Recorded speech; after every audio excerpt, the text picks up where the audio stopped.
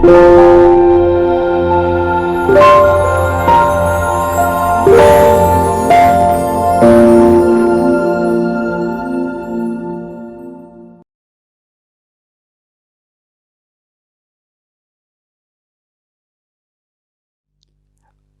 all of you.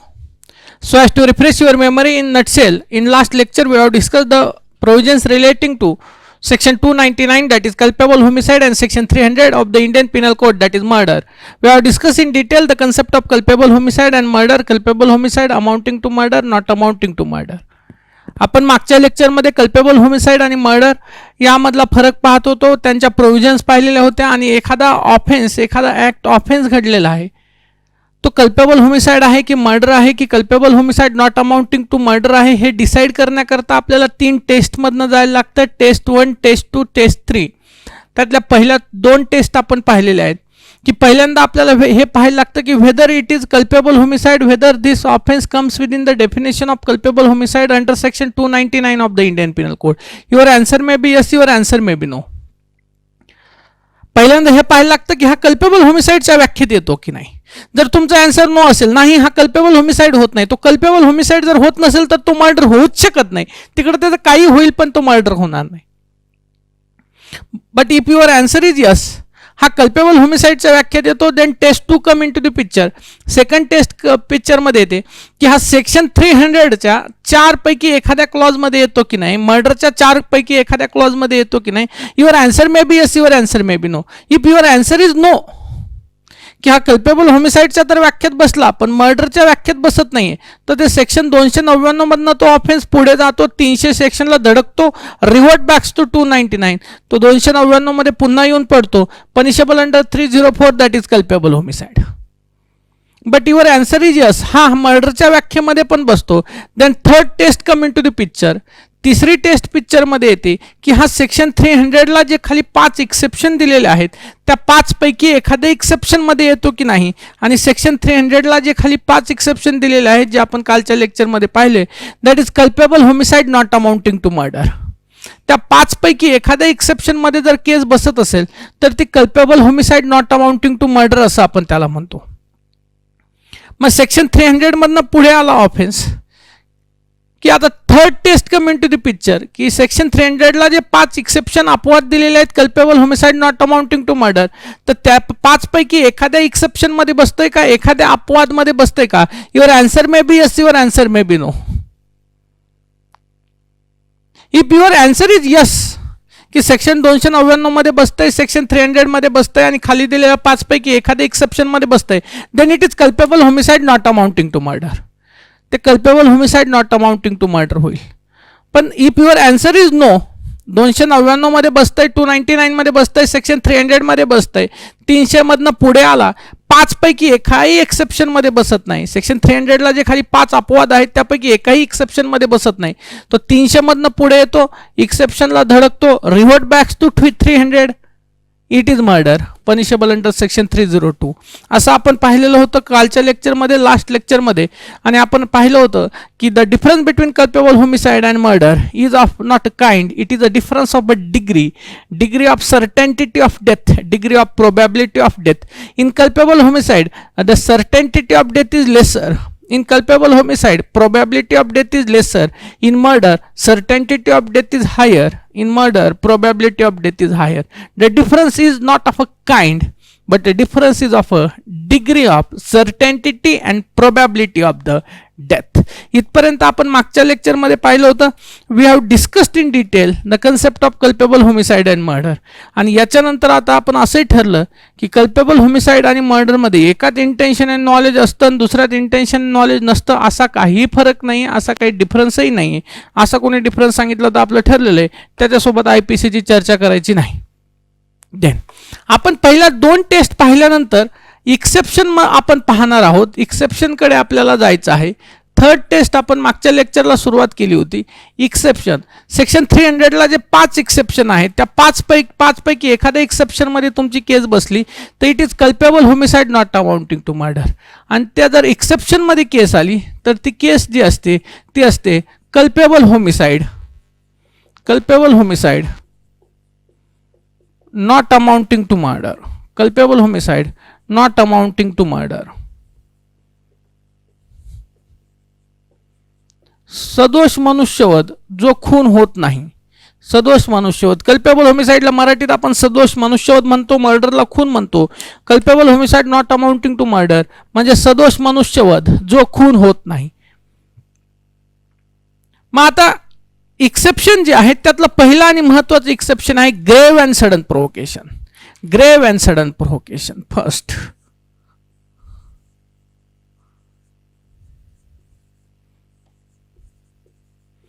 grave and sudden provocation.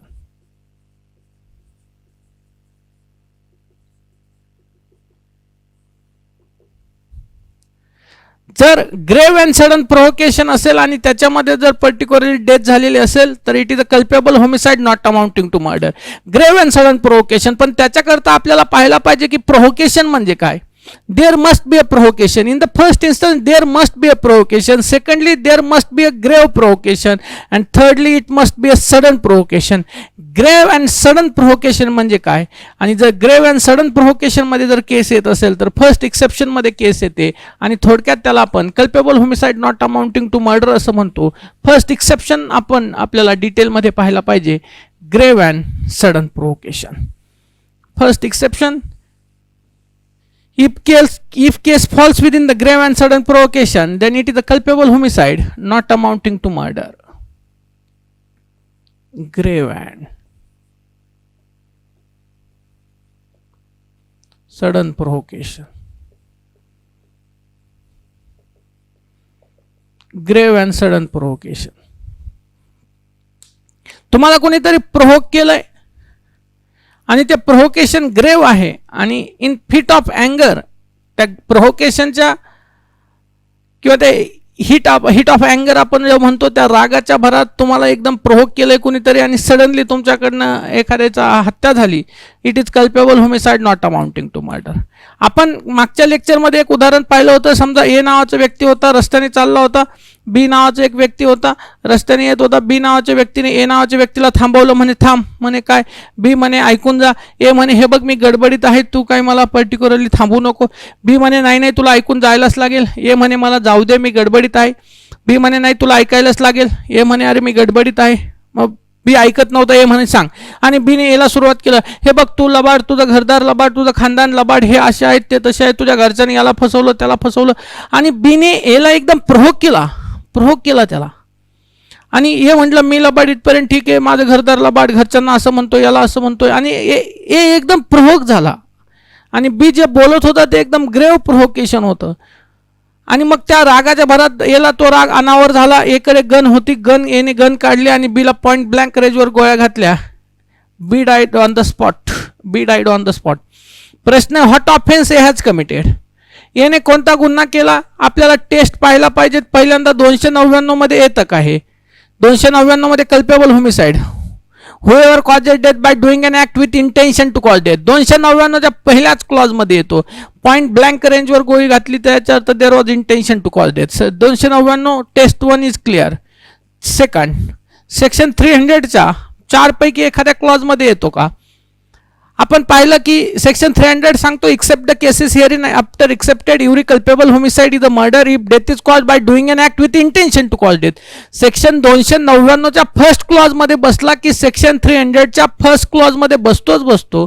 म्हणजे section 300 मर्डरच्या definition मध्ये बसतो. आणि आता तिसरी टेस्ट जी उरते ती सेक्शन 300ला जे 5 अपवाद आहेत एक्सेप्शन मध्ये बसते का.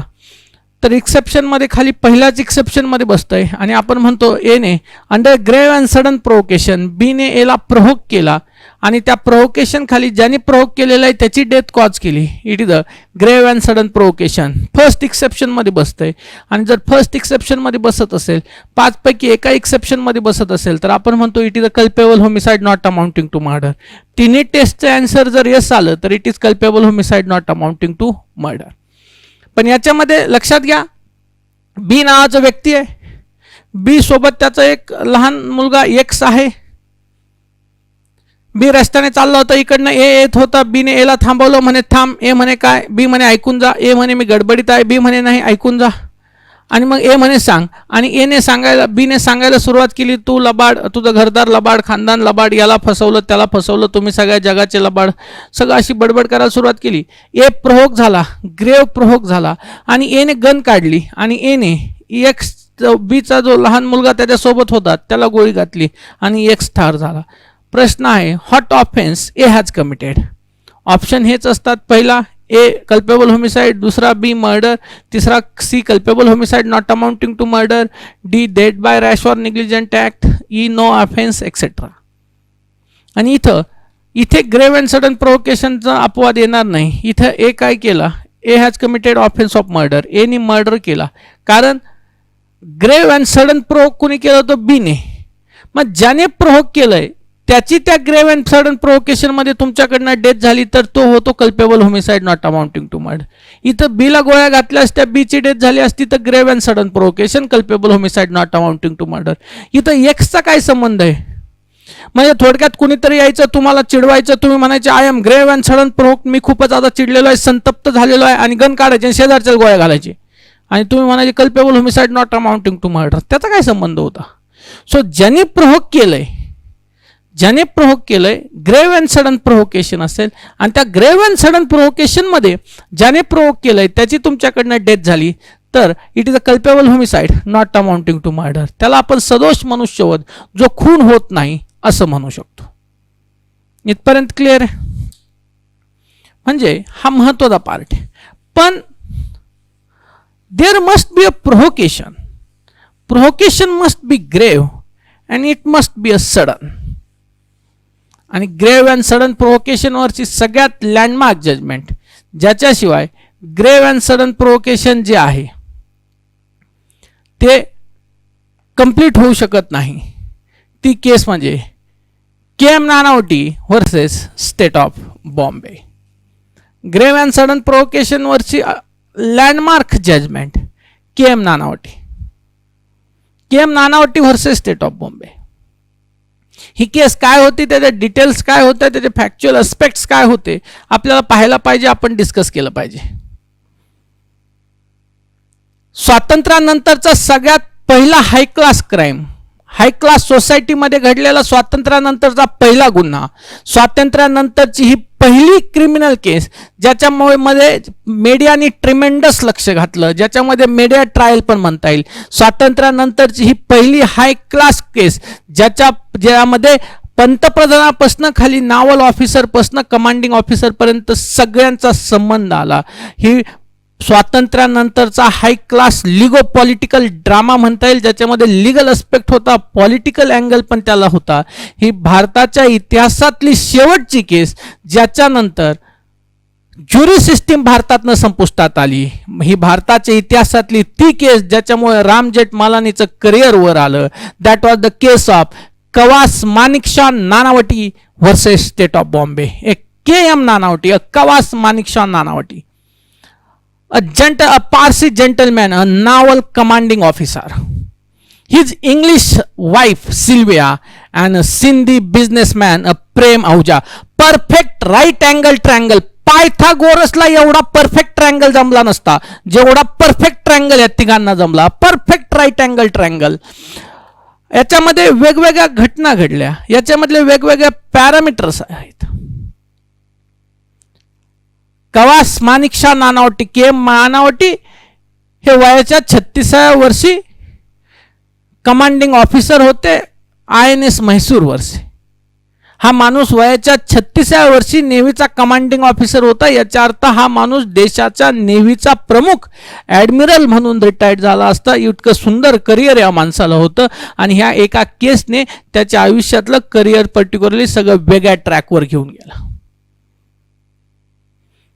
ही केस आतापर्यंत एक मिस्ट्री आहे. त्या केसमध्ये काय घडलं एक्झॅक्टली आणि रेकॉर्डवर काय आलं, खरं काय घडलं होतं आणि रेकॉर्डवर काय आलं आणि आपण काय पाहतो, हे आतापर्यंत वेगवेगळ्या रिसर्चर करता हे काम आहे. अनेक पिक्चर त्याच्यावर येऊन गेले. काही लोकांनी के.एम. नानावटीच्या केसवर PhD केली, काही लोकांनी कितीतरी बुक्स लिहिले आणि बऱ्याचशा लोकांनी त्याचे पिक्चरही काढले. Recently KM. नानावटीच्या केसवर एक पर्टिक्युलरली मूवी येऊन गेला होता. अक्षय कुमारचा रुस्तुम नावाचा मूवी येऊन गेला होता. तो काय के.एम. नानावटीच्या केसवरचा पहिला मूवी नव्हता. असे 4-5 मूवी येऊन गेले. सगळ्यात पहिला मूवी 60-70च्या दशकातच के.एम. नानावटीच्या केसवर येऊन गेला होता. ये रास्ते प्यार के नावाचा तो मूवी होता. हे रुस्तुम तर आत्ता आला होता रिसेंटली, काही वर्षांपूर्वी. पण रुस्तुम मूवीमध्ये काही गोष्टी चुकीच्या दाखवलेल्या आहेत. खरं काय घडलं होतं मी तुम्हाला सांगतो. केसमध्ये काही गोष्टी त्याच्यामध्ये वेगळ्या अँगलने दाखवलेल्या आहेत. त्याच्यामध्ये फॅक्च्युअल काही गोष्टी स्टोरी नॅरेट केल्यासारखं केलेलं आहे. कवास माणिकशा नानावटी, के.एम. नानावटी हे अगोदर रॉयल ब्रिटिश नेव्ही, ब्रिटिशांच्या काळात रॉयल ब्रिटिश नेव्हीमध्ये सर्व केलेला नेव्हीचा ऑफिसर, पॉलिटिकली हाय कनेक्शन असलेला ऑफिसर. नंतर स्वातंत्र्यानंतर इंडियन नेव्हीमध्ये पण ते होते आणि INS म्हैसूर ही जी भारताची युद्ध नौका होती त्याच्यावर हे कमांडिंग ऑफिसर होते. अरेबियन सीमध्ये बऱ्याच दिवसाच्या सरावानंतर INS म्हैसूर मुंबई डॉकला येऊन लागलेली होती आणि के.एम. नानावटी सुट्टीनिमित्त आपल्या घरी आले होते. On the eventful day 27 April 1959 भारताच्या आणि मुंबईच्या, महाराष्ट्राच्या, बॉम्बेच्या, त्यावेळेस बॉम्बे होते, महाराष्ट्र नव्हता, बॉम्बे प्रांत त्यावेळेस होतं. ते एक महत्वाची घटना. 27 एप्रिल 1959 दुपारी वाईफ सिल्विया, के.एम. नानावटी, त्यांची इंग्लिश वाईफ सिल्विया जेवण करत असताना त्यांच्यामध्ये थोडंशी चर्चा झाली, वाद झाला आणि शी कन्फेस्ड. त्यांनी के.एम. नानावटीला कन्फेस केलं की she had a illicit relationship with one mister Prem Ahuja. Prem Ahuja हा सिंधी बिझनेसमॅन, मुंबईमध्ये त्याचं युनिव्हर्सल मोटर्स नावाचं एक कारचं शोरूम वगैरे होतं. आणि मग के.एम. नानावटीने आता याच्यामधला एक एक शब्द लक्षात घ्या ह्या केसमधला, कारण हा एक एक शब्द नंतर सुप्रीम कोर्ट, हायकोर्टापर्यंत गेला. त्याच्यावरनं एका एका शब्दावरनं, त्यांच्यामध्ये झालेल्या एका एका चर्चेवरनं केसचा अँगल बदलत गेला. आणि हे खरंच डिस्कशन त्यांच्यामध्ये झालं होतं की नंतर डिफेन्सची थिअरी होती, हे आपल्याला समजून घेतलं पाहिजे. मग त्याच्यानंतर के.एम. नानावटी त्या वाईफ सिल्वियाला असं म्हणतात की ठीक आहे मी जातो आणि प्रेम आहुजाशी बोलतो, त्याच्याशी बोलतो. तर वाईफ सिल्विया के.एम. नानावटीला म्हणतात की तू तिकडे जाऊ नको, तू प्रेम आहुजाकडे जाऊ नको, ही विल किल यू. तू प्रेम आहुजाकडे जाऊ नको, तो तुझी हत्या करेल. आता हे म्हणला होता की नव्हता म्हणला हे आपण नंतरच्या भागात पाहूयात. त्यावर के.एम. नानावटी असं म्हणतात की don't worry about me. K M. Nanavati wife सिल्वियाला असं म्हणतात की माझ्याही चिंता करू नको, don't worry about me, I am going to kill myself. मी मलाच गोळी घालून घेणार आहे. I am going to end my life. मी स्वतःच आत्महत्या करतो, थोडक्यात मीच जीव देतो. आता हे तुम्ही लक्षात घ्या, हे व्हर्जन आहे रेकॉर्डवर आलेलं, हे डिफेन्सचं व्हर्जन आहे जे रेकॉर्डवर आहे. हे खरं होतं की नव्हतं हे फक्त त्यांनाच माहिती आहे. म्हणून आजही ही गोष्ट, आजही ही केस रिसर्चरच्या दृष्टीने खूप महत्वाची आहे. तर पहिल्यांदा काय म्हणतायत सिल्विया नानावटीला की तू तिकडे जाऊ नको, प्रेम आहुजा तुझी हत्या करेल. नानावटी तिला काय म्हणताय की don't worry about me, I am going to kill myself, किंवा मीच आत्महत्या करणार आहे. त्यानंतर दुपारी मुंबईमध्ये मेट्रो थिएटर आहे, मेट्रो थिएटरमध्ये के.एम. नानावटी यांनी त्यांची वाईफ सिल्विया आणि त्यांच्या मुलांना मेट्रो थिएटरमध्ये दुपारी मूवी पाहण्याकरता सोडलं आणि त्यांना सांगितलं की तुम्ही इथे मूवी पहा, मूवी संपल्यानंतर मी तुम्हाला घ्यायला येतो. आणि तिकडनं के.एम. नानावटी डायरेक्ट INS म्हैसूरवर गेले. INS म्हैसूर जी त्यांची नावल पर्टिक्युलर युद्ध नौका होती तिथे गेले. के.एम. नानावटी तसं पाहिले तर रजेवर होते, नेव्हीचा कमांडिंग ऑफिसर. ते INS म्हैसूरवर गेल्यानंतर तिथल्या ऑफिसर्सने त्यांना सल्यूट केला आणि म्हणे ऑफिसर तुम्ही तर सुट्टीवर आहात का आलेला आहात. तर के.एम. नानावटी यांनी सांगितलं की मला गन पाहिजे. आज रात्री मी अहमदनगरला, मुंबईवरनं अहमदनगरला मी प्रवास करणार आहे. या शहरावरनं पर्टिक्युलरली त्यांनी नाव सांगितलं. काही ठिकाणी ते औरंगाबाद असं कोटेड आहे, काही ठिकाणी अहमदनगर असं कोटेड आहे. त्यांनी सांगितलं की मी अहमदनगरला पर्टिक्युलरली प्रवास करणार आहे. आणि म्हणून मला रात्रीच्या सुरक्षेकरता, रात्री प्रवास करणारे म्हणून मला सिक्युरिटी करता मला गन पाहिजे. आणि के एम नानावटीने तिकडनं आर्मरीमधनं गन घेतली. नेव्हीच्या ऑफिसरनी 36 स्मिथ अँड विल्सनची 6 राऊंडची गन त्यांना दिली. गन दिली, सोबत 6 कार्ट्रेजेसचे राऊंड्स दिले, बुलेट्स दिल्या. आणि ते घेऊन के एम नानावटी निघाले. ते घेऊन के एम नानावटी डायरेक्ट पर्टिक्युलरली त्या प्रेम आहुजाच्या शोरूम मध्ये गेले. तिथं त्यांनी विचारलं त्यांच्या मॅनेजरला, व्हेअर इज प्रेम, प्रेम कुठे आहे? ते म्हणे ते तर आत्ताच घरी गेलेले आहेत. मग तिथून के एम नानावटी जे निघाले ते पर्टिक्युलरली जीवनज्योत अपार्टमेंट, जे प्रेम आहुजाचं पर्टिक्युलरली घर होतं, प्रेम आहुजा तिथे राहत होता, त्या जीवनज्योत अपार्टमेंटच्या दिशेने के एम नानावटी निघाले. के एम नानावटी जीवनज्योत अपार्टमेंटकडे गेले. त्याच्यानंतर त्यांनी डोरबेल वाजवली, त्या फ्लॅटची डोरबेल वाजवली. त्या कामगाराने पर्टिक्युलरली प्रेम आहुजाच्या डोरबेल वाजल्यानंतर दरवाजा उघडला. आता ती जे दरवाजा उघडणारी ती पहिली विटनेस आहे, लक्षात घ्या, आपण पुढे त्याच्याकडे येणार आहोत. त्याच्यानंतर त्याने त्या कामगाराला विचारलं की व्हेअर इज द प्रेम, ते कुक वगैरे होता, प्रेम कुठे? ते म्हणे ते बेडरूम मध्ये आहेत. आणि के एम नानावटी बेडरूम पर्यंत गेला आणि के एम नानावटीने बेडरूम मध्ये आतमध्ये गेल्यानंतर आतून दरवाजा लॉक केला आणि थोड्या वेळात बंदुकीतनं 3 गोळ्या झाडल्याचा आवाज आला. 3 bullets which shocks the nation.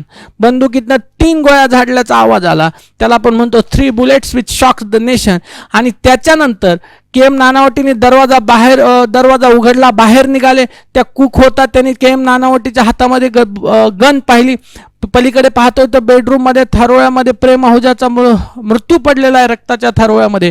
त्या 3 बंदुकीच्या गोळ्याचा आवाज ऐकून प्रेम आहुजाची बहीण जी वरच्या रूमवर झोपलेली होती, मायमी आहुजा, ती पळत पळत खाली आली. त्यांनी पाहिलं की बंदुकीतनं प्रेम आहुजाचा बेडरूम मध्ये मृत्यू झालेला आहे, त्याचा पर्टिक्युलर तिथं रक्ताच्या थारोळ्यात त्याची शरीर पडलेलं आहे. के एम नानावटी दरवाजातनं बाहेर निघलेले आहेत आणि त्या कुकला त्याने अडवायचा प्रयत्न केला. कुकला त्याने बंदूक दाखवली, कुक आपला बाजूला झाला. त्याच्यानंतर तो बाहेर निघायला लागला. वॉचमनला पाठीमागनं मायमी आहुजा आणि राजपाल नावाची जी कुक होती ती पाठीमागनं पळाली. अरे म्हणे याला पकडा. वॉचमन त्याला पकडायला, के एम नानावटीला पकडायला मध्ये आले आणि वॉचमनला त्यांनी बंदूक दाखवली. म्हणे I am going to surrender, मी पोलीस स्टेशनला चाललो म्हणे, तुम्हाला पकडून काय करणार आहे म्हणे. याच्यामध्ये एक महत्त्वाचा ट्विस्ट असं आहे की नंतर पोलिसांना सांगताना वॉचमन असं म्हटलंय की के एम नानावटीने माझ्यासमोर कन्फेस केलं की के एम नानावटी म्हटलं I shot particularly Ahuja, I shot Ahuja. हे वॉचमनचं व्हर्जन आहे. आणि वॉचमनचं म्हणणं आहे की त्यांनी मला सांगितलं की मी त्या आहुजाला गोळ्या घातल्या. मी विचारलं व्हाय, तर म्हणे हे because he seduced my wife. आता हे वॉचमनला एखादा आरोपी सांगेल याच्याबद्दल कोर्टामध्ये बरेचसे डिबेट आणि चर्चा झाली. म्हणजे हे नंतरच्या फ्रेम स्टोरी किती आहेत हे पाहायला पाहिजे आपल्याला. त्याच्यानंतर नानावटी पर्टिक्युलरली बाहेर आले. त्याच्यानंतर त्यांना आता पोलीस स्टेशनला सरेंडर करायचं. के एम नानावटी पोलीस स्टेशनला सरेंडर करणार आहेत. के एम नानावटी कोलाबामध्ये राहिलेला माणूस, कोलाबा मॅन. इकडच्या साईडला होता ग्रामदेवी पोलीस स्टेशनच्या ज्युरिडिक्शनमध्ये घटना घडली होती, जीवनज्योत अपार्टमेंट. त्यांनी के एम नानावटीने त्यांचे नेहमीचे जे प्रोहोट मार्शल होते, प्रोहोट मार्शल सॅम्युअल यांना फोन केला आणि त्यांनी के एम नानावटीने सांगितलं की म्हणे marshal, I think I shot a man, I think I shot a man, मी एका माणसाला गोळ्या घातलेल्या आहेत. This is like a confession, this is something like a confession. हे कन्फेशन आहे. कोणत्या प्रकारामध्ये? तर थोडक्यात मी एका माणसाला गोळ्या घातल्यात असं त्यांचं म्हणणं आहे.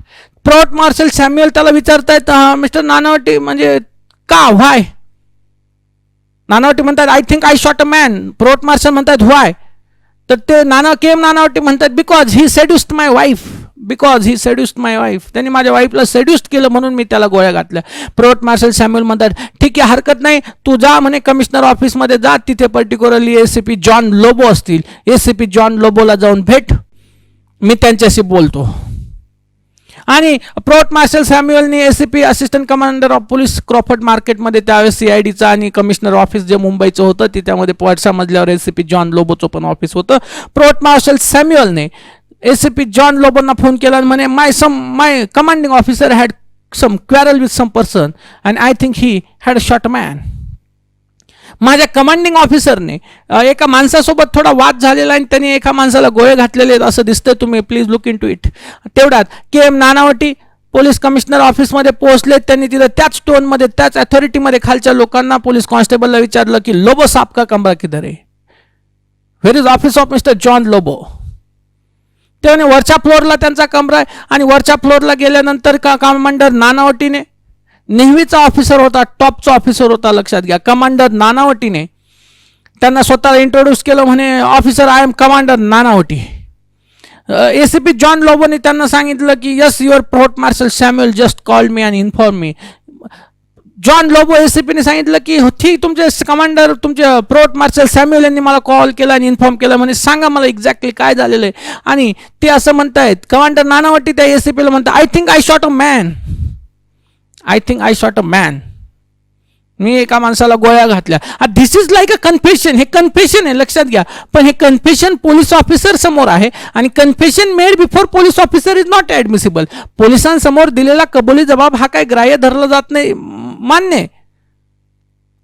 पण तेवढ्यात जोपर्यंत के.एम. नानावटी जॉन लोबोपर्यंत पोहोचत होता तोपर्यंत प्रेम अहुजा जीवनज्योत अपार्टमेंटमध्ये अशी एक घटना घडलेली याची माहिती ग्रामदेवी पोलीस स्टेशनला गेली होती. ग्रामदेवी पोलीस स्टेशनने नियमानुसार ACP assistant commissioner of police आणि त्यांना इन्फॉर्म केलं होतं. आणि जॉन लोबोपर्यंत माहिती मिळाली होती की तिथल्या ग्रामदेवी पोलीस स्टेशनच्या पीआय मोकाशी एक्सेट्रा की सर आमच्या ज्युरिडिक्शनमध्ये जीवनज्योत अपार्टमेंटमध्ये थोडं फायरिंग झालेलं आहे, ज्युरिडिक्शनमध्ये एका व्यक्तीला गोळ्या घालण्यात आलेल्या आहेत, आम्ही स्पॉटवर जात आहोत. तिकडनं ते स्पॉटवर पोहोचले. तेवढ्यात पुन्हा जॉन लोबोला फोन आला एसीपीला की सर ते जीवनज्योत अपार्टमेंटमध्ये जी फायरिंग झाली होती तिथं प्रेम अहुजा नावाच्या एका माणसाचा मृत्यू झालेला आहे, त्याला खून झालेला दिसत आहे, त्याला गोळ्या घातलेल्या आहेत, he is dead.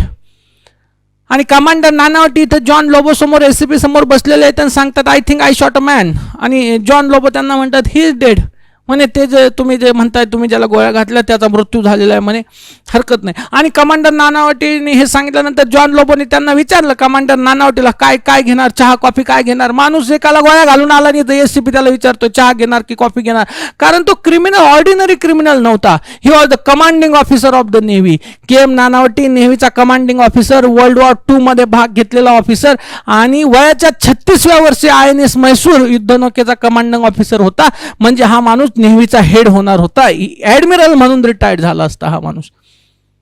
Commander Nanavati म्हणले नाही चहा कॉफी नाही, म्हणे पाणी मिळेल का थोडं, म्हणे. मग एसीपी जॉन लोबो यांनी स्वतःच्या पर्टिक्युलरली बॉटलमधनं फ्लास्कमधनं पाणी काढलं, त्यांना दिलं. आणि नंतर एसीपी जॉन लोबो कमांडर नानावटीला म्हणतात मिस्टर नानावटी आणि commander I have to do my unpleasant duty, मला माझी ड्युटी करावी लागेल. Law will take its own course, कायद्यानुसार सगळी इन्व्हेस्टिगेशन होईल, कायद्यानुसार सगळी प्रोसिजर होईल. पण let me assure you commander the investigation will be completely fair and impartial. आणि मग त्यांनी सांगितलं की ठीक आहे तुम्ही म्हणताय तुमचे क्वेरल झाली, गोळ्या घातलेल्या आहेत, गन कुठे? ते म्हणे खाली गाडीमध्ये आहेत. एसीपी जॉन लोबोने आपले 2 पोलीस ऑफिसर बोलवले आणि सांगितलं कमांडर नानावटींना कस्टडीमध्ये घ्या आणि खाली जा, गाडीमध्ये त्यांची बंदूक आहे, ते बंदूक ताब्यामध्ये घ्या.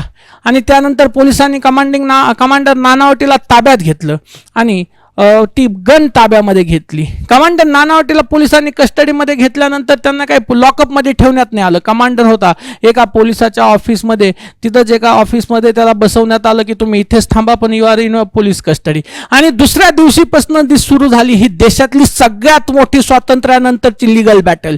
त्यावेळेस ज्युरी सिस्टीम होती. दिल्लीपासून गल्लीपर्यंत प्रत्येक ऑफिसचे फोन वाजत होते. नेव्हीच्या हेडक्वार्टरपासून खालीपर्यंत पर्टिक्युलरली नेव्ही पिक्चरमध्ये येत होते. डिफेन्स मिनिस्टरपासून इंटरव्हेन्शन होत होतं. आणि दुसऱ्या दिवशी नानावटीला ज्यावेळेस पोलीस कस्टडी करता जज समोर प्रोड्यूस करण्यात आलं, सगळ्यात महत्वाचा प्रश्न निर्माण झाला की आता नानावटीला कोणत्या कस्टडीमध्ये द्यायचं. The battle for the custody begins. सरकारी वकिलांचं आणि पब्लिक प्रॉसिक्युटरचं म्हणणं तर नानावटीला पोलीस कस्टडी द्या, त्या पोलीस कस्टडीमध्ये त्याला ठेवलं पाहिजे, आम्हाला इन्व्हेस्टिगेशन करायची. आणि ॲट द सेम टाइम नेव्हीच्या दिल्लीच्या हेडक्वार्टरमधनं ऑर्डर आली की के.एम. नानावटी पोलीस कस्टडीत गेले नाही पाहिजे, के.एम. नानावटीला नावल कस्टडीमध्ये घ्या, नेव्हीच्या कस्टडीमध्ये घ्या. Immediately naval officer particularly intervened, naval ऑफिसरनी इंटरव्हेन्शन केलं. नेव्हीचे ॲडव्होकेट्स पर्टिक्युलरली अपियर झाले आणि नेव्ही ॲक्ट त्यांनी रेफर करायला सुरुवात केली. आणि त्यांनी सांगितलं की according to navy act commander Nanavati shall be particular granted naval custody. नानावटीला नावल कस्टडी द्या, नेव्हीच्या कस्टडीमध्ये द्या, कारण तो नेव्हीचे ऑफिसर आहे. सुट्टीवर असले तरी काय झालं, जी वेपन आहे त्या वेपननुसार ते वेपन आमचं नेव्हीचं आहे. नेव्ही ॲक्ट रेफर्ड केला. पब्लिक प्रॉसिक्युटर सांगत होते की under CRPC there are only 2 types of custody, one is the police custody and another one is the magistrate custody, judicial custody. अरे म्हणे CRPC खाली 2च प्रकारच्या कस्टडी आहेत, एक पोलीस कस्टडी, एक तर पोलिसांच्या ताब्यात द्या, नाही तर दुसरी मॅजिस्ट्रेट कस्टडी ज्युडिशियल कस्टडीमध्ये द्या. हे नावल कस्टडीचा काय संबंध आहे? आणि नेव्हीचं म्हणणं होतं की नेव्ही ॲक्टनुसार नावल ऑफिसरने ऑफेन्स केला तर नावल कस्टडीमध्ये द्यायचं असतं. दिवसभर इतकी लिगल बॅटल चालली, दिवसभर इतकं कन्फ्युजन झालं, आपण म्हणतो you can't convince them, confuse them. ते जज पण इतका कन्व्हिन्स करून टाकला सगळ्या वकिलांनी. त्या जजनी पण सांगितलं ठीक आहे, commander Nanavati shall be taken into the naval custody. आणि कमांडर नानावटीला नावल कस्टडी ग्रँट करून टाकली. नावल कस्टडी म्हणजे काय?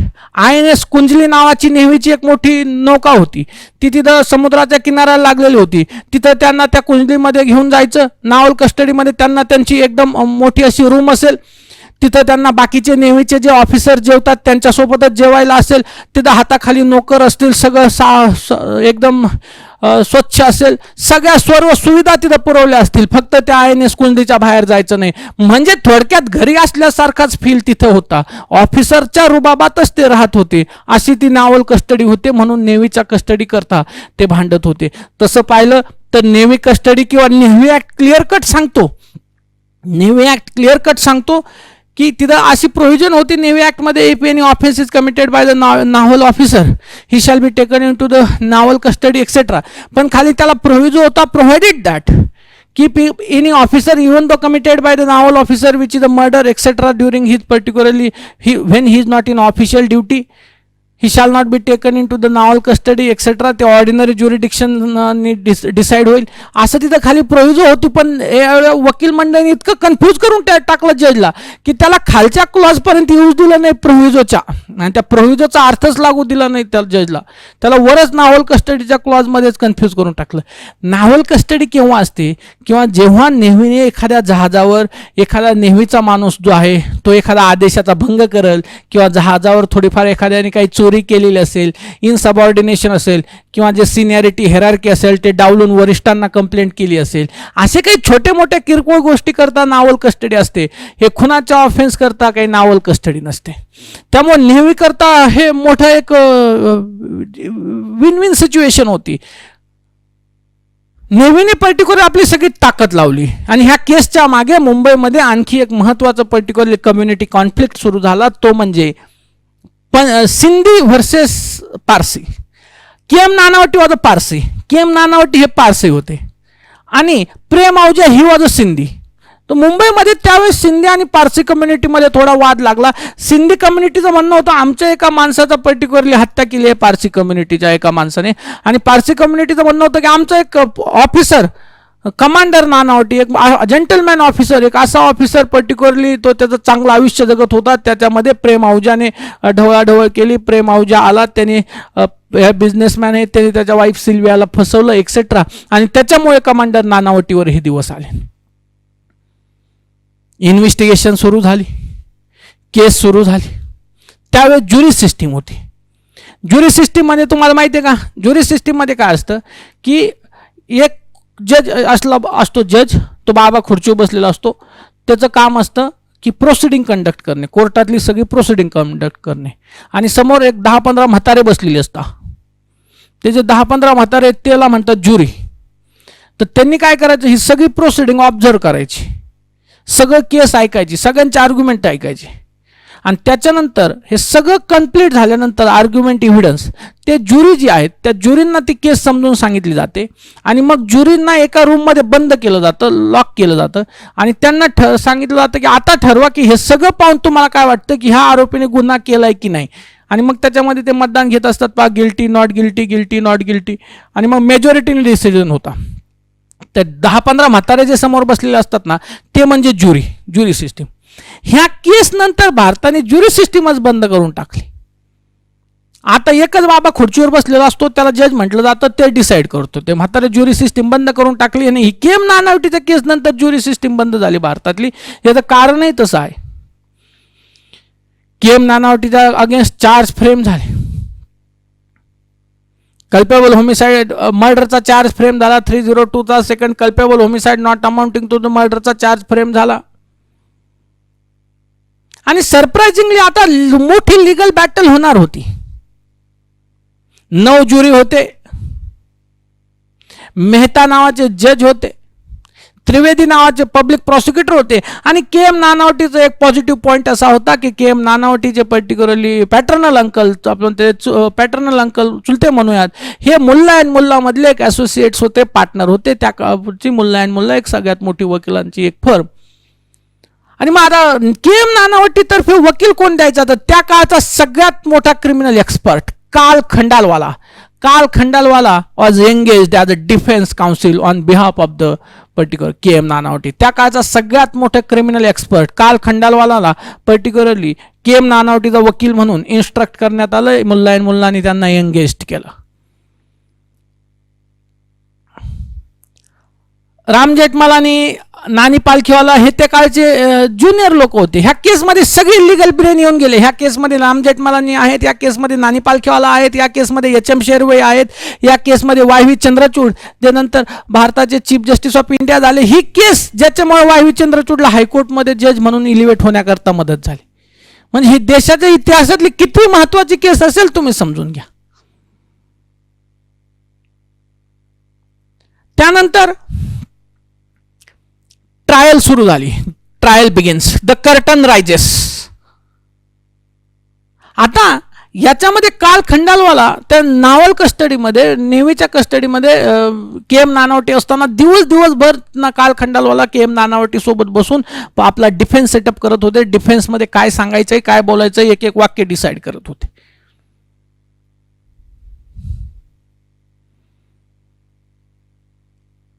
आणि मग ज्युरी चार्ज फ्रेम झाल्यानंतर रजिस्ट्रारने चार्ज वाचून काढले की म्हणे तुम्ही 302 मर्डर केलेला आहे, culpable homicide not amounting to murder. Do you plead guilty? म्हणजे तुम्हाला हे गुन्हा माहिती आहे का? आणि काल खंडालवाला त्यांच्या सगळ्या टीमने इतका सगळा डिफेन्स रेडी केलेला होता. के एम नानावटी त्या अथॉरिटिव्ह टर्नमध्ये के एम नानावटीने सांगितलं, I plead not guilty and claim to be tried. मी नॉट गिल्टी प्लीड करतो, मी गुन्हा केलेलाच नाही आणि lay claim of to be tried, आणि मला हा खटला चालवायचा आहे. नॉट गिल्टी म्हटल्यानंतर तिथे एसीपी जॉन लोबो होते, एसीपी जॉन लोबो होते, त्याच्यानंतर कमांडर सॅम्युअल, प्रोट मार्शल सॅम्युअल होते. आता के एम नानावटी म्हणजे नावल कस्टडीमध्ये होते. त्याचा रुबाब असा होता की के एम नानावटी कोर्टात येताना पण नेव्हीच्या ड्रेसमध्ये जायचा. त्यांना पर्टिक्युलर मेडल वगैरे सगळा नेव्हीचा त्यांचा रुबाब. आणि जज येऊन बसायच्या अगोदर 5 मिनिटात पर्टिक्युलरली के एम नानावटीला काय करायचे, नेव्हीच्या कस्टडीमधनं घेऊन यायचे. समोर नेव्हीचे 4-5 ऑफिसर, पाठीमागे नेव्हीचे 4-5 ऑफिसर, मध्ये के एम नानावटी. तो नेव्हीचा सगळा ताफाच कोर्टात यायचा आहे. लोकांना कळायचंच नाही आरोपी कोणता आहे, ऑफिसर कोणता आहे, जज कोणता आहे. कारण सगळ्यात जादा रुबाब तर के एम नानावटीचा होता. कोर्टात उभा राहणार तर नेव्हीच्या ड्रेसमध्ये उभा राहणार, साईडला पर्टिक्युलरली अथॉरिटिव्ह त्यांचे मेडल्स, देशाकरता केलेलं कार्य. आणि त्या केसमध्ये इतकी क्रेज होती की त्या कोर्टाच्या बाहेर अशा पोलिसांना सिक्युरिटी द्यायला लागायची, लाईन लागायच्या. एका साईडनी सगळी पारसी कम्युनिटी के एम कवास किंवा नानावटी जिंदाबादच्या घोषणा द्यायची. पारसी कम्युनिटी एका साईडनी सगळी नानावटी जिंदाबादच्या घोषणा द्यायची, एका साईडनी सिंधी कम्युनिटी आहे ती Prem justice for Ahuja, justice for Ahuja ओरडायची. ह्या दोघांचीच भांडणं लागायची कोर्टाच्या बाहेर. पोलिसांना ते सांभाळतात परेशान झाली पोलीस. एखाद्या हिरोची एंट्री इतकी ग्रँड होत नसेल तितकी एंट्री कोर्टाच्या आरोपी के एम नानावटीची व्हायची. तिथे सगळे पारसी कम्युनिटी यायचे. काही लोक तर आता हे के एम नानावटीचा डिवोर्स होणार आहे म्हणून मॅरेज प्रपोजल पण घेऊन यायचे. ते आला की लोक बाहेर सगळ्या जे मुली किंवा फॅमिली असायची ते कवास म्हणून ओरडायचे. म्हणजे कळायचंच नाही सेलिब्रिटी आली का खुनाच्या केसमधला आरोपी आलाय. इतका त्या केसमधला हे होता, ग्लॅमर क्रिएट झालं होतं. ब्लॅक अँड व्हाईटचा पेपरचा जमाना. त्यावेळेस तर प्री इलेक्ट्रॉनिक मीडिया नव्हता, प्रिंट मीडिया होता. ब्लॅक अँड व्हाईट पेपर छापायचे. त्या काळात ब्लिज नावाचं एक मॅगझिन होतं. त्या ब्लिज नावाच्या मॅगझिनने कलर न्यूज छापायचे ते, आणि त्यांचं फुल पेज भरलेलं असायचं विकली मॅगझिनचं की के एम नानावटीच्या केसमध्ये काय झालं. ब्लॅक अँड व्हाईटच्या काळात यांनी कलर प्रिंट आणल्या होत्या आणि लोक ते वाचायचे ट्रिमेंडस. आणि ते पेपर भरलेले असायचे की K M Nanavati how he is honest man, देशाकरता किती सॅक्रिफाईस केलेला आहे. की नेव्हीने सगळी ताकद लावली, नेव्ही आणि पारसी कम्युनिटीने सगळी ताकद लावली की के एम नानावटी असे पोर्ट्रेट झाले पाहिजेत की he is very honest man, देशाकरता त्यांनी खूप सगळं काही केलेलं आहे. हे मीडिया ट्रायलचे प्रकार आहेत. कारण शेवटी डिसाईड ज्युरी करणार होती. आणि ज्यावेळेस ते ज्युरी 9 लोक, समजा ते ज्युरी ज्यावेळेस असे कोर्टात जायला लागायचे त्यावेळेस त्यांच्या हातात असे पेपर द्यायचे लोक, म्हणजे पेपरमध्ये रकाने भरलेले असायचे, फुल पेपर भरलेला असायचा के.एम. नानावटीच्या स्टोरीनी, त्यांनी केलेल्या कारनाम्यांनी, त्यांनी केलेल्या देशाकरता केलेल्या सॅक्रिफाईसनी, किती ते पर्टिक्युलरली ऑनेस्ट मॅन आहे, त्यांची असलेली हायेस्ट रेप्युटेशन, हे ते रकाने पेपरने भरलेले असायचे. ते ज्युरी रोज वाचायचे, और नानावटी किती महान, नानावटी किती मोठा. साहजिकच त्यांच्या मनावर परिणाम होणारच होता. याला मीडिया ट्रायल म्हणतो आपण. त्या केसमध्ये म्हणजे लोकांना इतकी त्या केसची क्रेज होती की पब्लिक ती केसची हिअरिंग ऐकण्याकरता सकाळी घरनं जे निघायचे ते डब्बे घेऊन निघायचे. सकाळी कोर्ट रूम मध्ये बसले की दुपारी कोर्ट जेवायची सुट्टी झाली कोर्टाची तरी लोक उठायचे नाही, कारण लोक जर तिथून उठले तर नवीन येऊन कोणतरी बसणार आपली जागा जाईल, म्हणून डब्बा पण तिथंच घेऊन यायचे, सँडविच पण तिथंच खायचे कोर्ट रूम मध्ये, पण तिथून उठायचे नाही. इतकी क्रेज होती. त्या काही प्रत्येकाला वाटायचं की आपण एक दिवस का होईना के.एम. नानावटीची केस पर्टिक्युलरली अटेंड केली पाहिजे. एक पुण्यामध्ये खडकवासला NDA आहे, नॅशनल डिफेन्स अकॅडमी आहे, तिथल्या एका रिटायर्ड ऑफिसरनी सांगितलं के.एम. नानावटीच्या केसची आठवण काढताना की त्या केस त्या NDA मध्ये इतकी डिबेटेबल व्हायची की नेव्हीच्या ऑफिसरने असं झालं, नेव्हीच्या ऑफिसरने असं केलं. तर शेवटी एक दिवस आपलं तिथले एक व्यक्ती, तो ऑफिसर NDAचा विद्यार्थी, ते आपलं सगळं सोडून तिथून आपल्या सगळ्या मित्रांना सांगितलं की एक दिवस मला कव्हरअप करा, माझ्या हजरी बिजरी लावा, कुणाच्या लक्षात येणार नाही मी इथं नाही, असंही करा.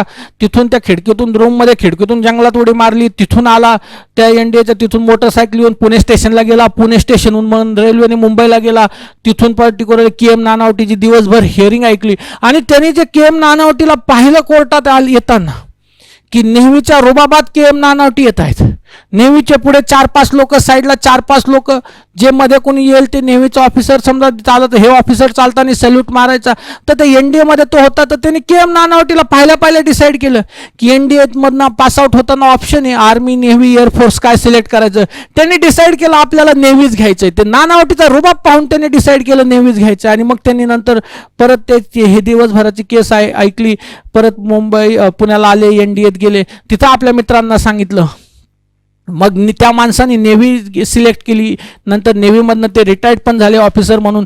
पण ते म्हणे मी करिअर रिस्कला लावलं की त्या दिवसभरात जर NDAच्या लोकांना असं लक्षात आलं असतं की आपलं एक ऑफिसर, आपला एक NDAचा विद्यार्थी इथं गायब आहे कॅम्पसमधनं, तर मला तिथूनच काढून टाकलं असतं, माझं करिअर तितकंच संपलं असतं. म्हणजे लोकांनी एवढी रिस्क घेतली, इतके रिस्क घेतल्या लोकांनी, इतकी त्या केसला क्रेज होती. आणि ज्यावेळेस काल खंडालवालाचा डिफेन्स पर्टिक्युलरली सुरू करायचे ओपन आले, काल खंडालवालाने आपला डिफेन्स मांडायला सुरुवात केली किंवा के.एम. नानावटी ज्यावेळेस म्हणले की आय प्लीड नॉट गिल्टी, आणि काल खंडालवालाने डिफेन्स मांडला it is an case of an accident. ज्यावेळेस के.एम. नानावटी म्हणतायत की हे ॲक्सिडेंटची केस आहे आणि आय प्लीड नॉट गिल्टी, ते जॉन लोबो होतं ते बसले, त्याचा टनकन उडाला असं ACP. तो म्हणत असतात अरे यांनी मला येऊन सांगितलंय I have shot a man, मी एक माणूस मारला, आणि तो म्हणतो की accident. Karl Khandalavala setup a defence of accident, ॲक्सिडेंटचा डिफेन्स. ते म्हणे कसा, तर काल खंडालवालाचं म्हणणं होतं की के.एम. नानावटी आणि प्रेम औजामध्ये बंदुकीला घेण्याकरता तिथं वाद झाला, तिथं पर्टिक्युलरली डिस्प्यूट झाला, आणि त्या वादामध्ये त्यांच्याकडनं बटन दाबलं गेलं आणि 3 गोळ्या चालल्या गेल्या. द मेक महत्वाचा प्रश्न होता whether it was a hot heated accident or cold blooded murder. रागाच्या भरात पर्टिक्युलरली भांडणामध्ये ते बंदुकीच्या गोळी चालून झालेला हा ॲक्सिडेंट आहे की शांत डोक्याने केलेला हा खून आहे. हा प्रश्न तेव्हाही होता, आजही आहे. सुप्रीम कोर्टाने तर सांगितलेलं इट इज अ मर्डर, पण आपण खाली ज्युरी सिस्टीमकडे पाहूयात. कोर्टाने विचारलं की how it was an accident. आता सगळ्यात महत्वाचं म्हणजे नानावटीला ती फायरिंग जस्टिफाईड करायची होती. आतमध्ये लक्षात घ्या तुम्ही, के.एम. नानावटी प्रेम औजाच्या रूममध्ये गेले, रूममध्ये जाताना के.एम. नेव्हीचा ऑफिसर आहे, तितका शार्प असणारच आहे, दरवाजा आतून लावून घेतला. म्हणजे आतमध्ये 2च लोक होते, एक होता प्रेम औजा आणि दुसरे होते के.एम. नानावटी. 3 बंदुकीतनं गोळ्या चालल्या, 3 bullets which shock the nation. आता आतमध्ये घडलं काय हे 2च लोकांना माहित होतं, त्याच्यातला एक मेल आहे आणि एक आरोपी आहे. म्हणजे entire case is based on the circumstantial evidence. आणि मग आतमध्ये घडलंय काय हे आता शोधून काढायचंय. परिस्थितीजन्य पुराव्यावर शोधून काढायचंय. आता केम नानावटीला ती जी फायरिंग होती, गन चालवली होती, तिथं जस्टिफाईड करणं होतं डिफेन्स टीम करता, काल खंडालवाला करता. आणि सगळ्यात महत्वाचं हे होतं की केम नानावटी बंदूक घेऊन गेले का प्रेम ओझ्याच्या घरी, केम नानावटी प्रेम ओझ्याच्या घरी बंदूक घेऊन गेले का, हे सगळ्यात महत्वाचा प्रश्न होता. मग या प्रश्नाचं, हा प्रश्न ज्युरीला पडणार होता, हा प्रश्न जज विचारणार होता. म्हणून त्याचं उत्तर हे होतं का की त्या सिल्वियाने, the British party citizen Sylvia, K M नानावटीची वाईफ, ह्या सिल्वियाने त्या केम नानावटीला असं सांगितलं की तू प्रेम आहुजाकडे जाऊ नको, तो तुझी हत्या करल. मग ही सिल्विया म्हटली होती की नव्हती हे सिल्वियाला आणि केम नानावटीलाच माहिती. का हा आफ्टर थॉट होता की गन का घेऊन गेला तू प्रेम आहुजाची इथं. मग त्यांचं म्हणणं तेच होतं की सिल्वियाने सांगितलं होतं तू तिकडे जाऊ नको, तो तुझी हत्या करत, म्हणून सेल्फ डिफेन्स करता गन घेऊन गेलो होतो. दुसरी गोष्ट, सेल्फ डिफेन्स करता गन प्रेम आहुजाच्या घरी घेऊन गेला, पण तू नेव्हीवरनं, नेव्हीच्या डॉकवरनं तिथं जाऊन गन का आणली, याचं दुसरं उत्तर होतं की केम नानावटीच्या डोक्यात आत्महत्या करण्याचा विचार चालू होता. केम नानावटीच्या डोक्यात आत्महत्या करण्याचा विचार चालू होता की हत्या करण्याचा विचार चालू होता. प्रश्न हा पडणारच होता. तुम्ही नेव्हीच्या डॉकवर गेलात, तिथं सांगितलं अहमदनगरला प्रवास करायचा आहे, तिकडं तर तुमचा काही दिसत नाहीये, प्रवास करण्याचा प्लॅन होता. तर एक त्यांना काउंट पहा, डिफेन्सचा बॅकअप आणि सेटअप पहा तुम्ही. काल खंडालवाला अतिशय म्हणजे अतिशय ज्ञानी माणूस, टॉपचा क्रिमिनल एक्सपर्ट, म्हणजे प्रॉसिक्युशनचे विटनेस, म्हणजे त्यांनी असं करून टाकलं की प्रॉसिक्युशनच्या विटनेसला क्रॉस एक्झामिनेशन मध्ये की कोणतीच मर्सी नाही, ऑफेन्स इज द डिफेन्स, ह्या तत्वावर चालणारे काल खंडालवाला. म्हणजे आपल्याला डिफेन्स करायचं आहे तर समोरच्या अंगा ऑफेन्सिव्ह जावं लागेल, त्याशिवाय आपला डिफेन्स होणार नाही. ऑफेन्स इज द डिफेन्स या तत्वावर काल खंडालवाला केस लढत होते. सेटअप पहा, गन का घेतली, सेल्फ डिफेन्स करता, आणखी सुसाईड पण करायचा विचार होता. म्हणजे प्रत्येक डिफेन्सला बॅकअप प्लॅन, प्रत्येक डिफेन्सला बॅकअप प्लॅन होता. आता हे आजही हे सस्पेन्स आहे, मिस्ट्री आहे की हे खरंच असं घडलं होतं का नंतर विटनेसच्या पर्टिक्युलरली पाठ करायला लावलं विटनेसला की असं तुम्ही स्टोरी सांगा, हा सस्पेन्स आहे. म्हणून तर एवढे पिक्चर आणि पुस्तकं आले त्याच्यावर आणि PhD केल्या लोकांनी. सरळ सरळ असतं तर एवढं कोण करतंय. पुढे चालू आहेत. ऍक्सिडेंटचा डिफेन्स मांडला. म्हणे ऍक्सिडेंट कसा झाला, मग म्हणे मी गेलो, दरवाजा आतमधून लॉक करून घेतला, प्रेम आहुजा बाथरूम मध्ये होते, ते तिकडनं आले आणि मी काय केलं की माझी जी डिफेन्स करता, सेल्फ डिफेन्स करता गन घेऊन गेलो होतो ती अशी टेबलवर ठेवली. ते इन्व्हॉल्व गन आणि कार्ट्रिजेस तिथे टेबलवर ठेवली, गन टेबलवर ठेवली थोडक्यात. आणि त्या प्रेम आहुजाला म्हटलं सांग तुझं काय म्हणणं आहे. थोडक्यात असं फायटिंग करता असे हात केल्यासारखं. ते प्रेम आहुजा म्हणे माझं काय म्हणणं नाही. मग केम नानावटीचं म्हणणं होतं की मी त्याच्याकडे असं समजून सांगायला गेलो होतं. केम नानावटी त्याला म्हटले हे बघ, तू जर मला हे प्रॉमिस करत असशील की तू माझी वाईफ सिल्विया, तिची आणि माझ्या मुलांची काळजी घेतेल तर मी ना सिल्वियाला डिवोर्स देतो, तू त्या सिल्वियासोबत लग्न कर, त्या सिल्वियाची आणि माझ्या मुलांची काळजी घे, असं मी त्याला प्रपोजल घेऊन गेलो होतो. त्याच्यावर प्रेम आहुजा त्यांना असं म्हणतोय की am I suppose to marry with every woman with whom I have slept. आता हे म्हणलं होतं की माहित नव्हता, पण हे वाक्य सुप्रीम कोर्टात शेवटपर्यंत गेलं की हे वाक्य एखाद्याला ग्रेव्ह अँड सडन प्रोवोक करू शकतं की नाही. प्रेम आहुजा काय म्हणतोय केम नानावटीला प्रेम आहुजा म्हणतोय की am I suppose to marry with every woman with whom I have slept. म्हणजे ज्या प्रत्येक महिलेसोबत माझे संबंध आले तिच्यासोबत मी काही लग्नच करायचं का, असं ज्यावेळेस केम नानावटीला प्रेम आहुजा म्हणतो. एखाद्या व्यक्तीला, एखाद्या हजबंडला ज्यावेळेस एखादा माणूस असा म्हणतो whether it is a provocation or not, हे प्रोव्होकेशन देऊ शकतं की नाही, whether it is a grave provocation or not and whether it is a sudden provocation or not. आणि जर हे ग्रेव्ह अँड सडन प्रोव्होकेशन असेल तर मग ऑफेन्स मर्डरवरनं culpable homicide not amounting to मर्डरमध्ये येऊ शकतो. म्हणजे पहिला तर डिफेन्स होता ऍक्सिडेंट मध्ये नाही बसला तर ग्रेव्ह अँड सडन प्रोव्होकेशनचा बॅकअप प्लॅन तयार होता.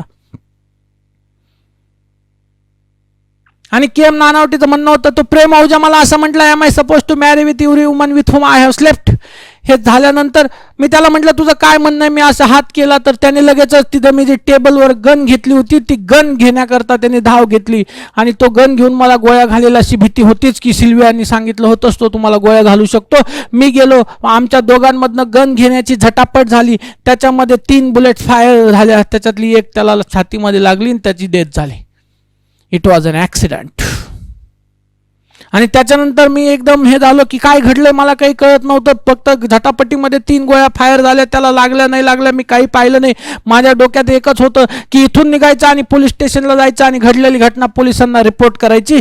मी तिथून निघलो आणि पोलीस स्टेशनला गेलो आणि घडलेली घटना सांगितली. पाठीमागे काय झालं मला सांगता येत नाही, पण इट वॉज अन ॲक्सिडेंट. त्या वादामध्ये, दोघांच्या वादामध्ये घडलेली घटना. आता आतमध्ये काय झालं हे कुणाला माहिती आहे? आतमध्ये काय झालं हे कुणाला माहिती आहे? हे सगळं चालू असताना प्रेम आहुजाची जी बहीण आहे मायमी आहुजा, मायमी आहुजाने आता साहजिकच प्रेम व्हिक्टिम आहे प्रेम आहुजा, त्याची डेथ झाली म्हणजे त्याची केस कोण लढणार? सरकारी वकील ते त्रिवेदी होते. पण मायमी आहुजाने ऑचिंग ब्रीफ म्हणजे व्हिक्टिमच्या वतीने ऑचिंग ब्रीफ, जे सरकारी वकिलांना फक्त असिस्ट करू शकता, सरकारी वकिलांना पब्लिक प्रॉसिक्युटरला असिस्ट करू शकता, म्हणून ही वॉचिंग ब्रीफ जी आहे ती राम जेठमलानीकडे दिली होती. त्यावेळेस राम जेठमलानी वयाचे त्यांच्या 30-36व्या वर्षात होते. राम जेठमलानी त्यावेळेस काहीच नव्हते. त्यानंतर भारतातले एक महत्त्वाचे आणि एक टॉपचे क्रिमिनल लॉयर म्हणून ते उदयास आले. पण ही ती केस ज्याच्यामध्ये राम जेठमलानीचं कर्तृत्व महत्त्वाचं होतं आणि ज्यामुळे राम जेठमलानीचं करिअर पण ह्या केसमुळे वर आलं, तेही तितकंच महत्त्वाचं. वॉचिंग ब्रीफ होती राम जेठमलानीकडे की फक्त लक्ष ठेवायचं ह्या केसवर आणि पब्लिक प्रॉसिक्युटरला, सरकारी वकिलांना मदत करायची. काल खंडालवालांनी त्रिवेदीचा पर्टिक्युलर सगळे ॲलिगेशन्स मोडून काढत होते. ह्या शो मध्ये विटनेसेस होते. विटनेसेस कोण कोण होतं? मायमी आहुजा, त्यानंतर ती रामपाल, अंजनी रामपाल जी होती, जिने दरवाजा उघडला होता, जी कुक होती घरातली. जागीर नावाचा एक वॉचमन होता, तो विटनेस होता. विटनेस वेगवेगळे होते. जे ॲक्च्युली स्पॉटवर प्रेझेंट होते ते विटनेस काही प्रॉसिक्युशनचे होते, काही नावल ऑफिसरचे होते. आता त्यानंतर पोलीस इन्व्हेस्टिगेशनमध्ये विटनेसमध्ये एक बॅलिस्टिक रिपोर्ट ज्याने बनवला होता तो एक विटनेस होता, बॅलिस्टिक एक्सपर्ट. त्याच्यानंतर ऑटोप्सी, पोस्टमार्टम किंवा ऑटोप्सी ज्यांनी केले होते ते डॉक्टर होते, ते एक महत्त्वाचे विटनेस होते. आता काल खंडालवालाला हा ॲक्सिडेंट दाखवायचा होता. म्हणजे ॲक्सिडेंट दाखवण्याकरता तुम्ही पॉइंट ब्लँक रेंजने गोळी नाही मारली. Whether the particular bullet was fire with purpose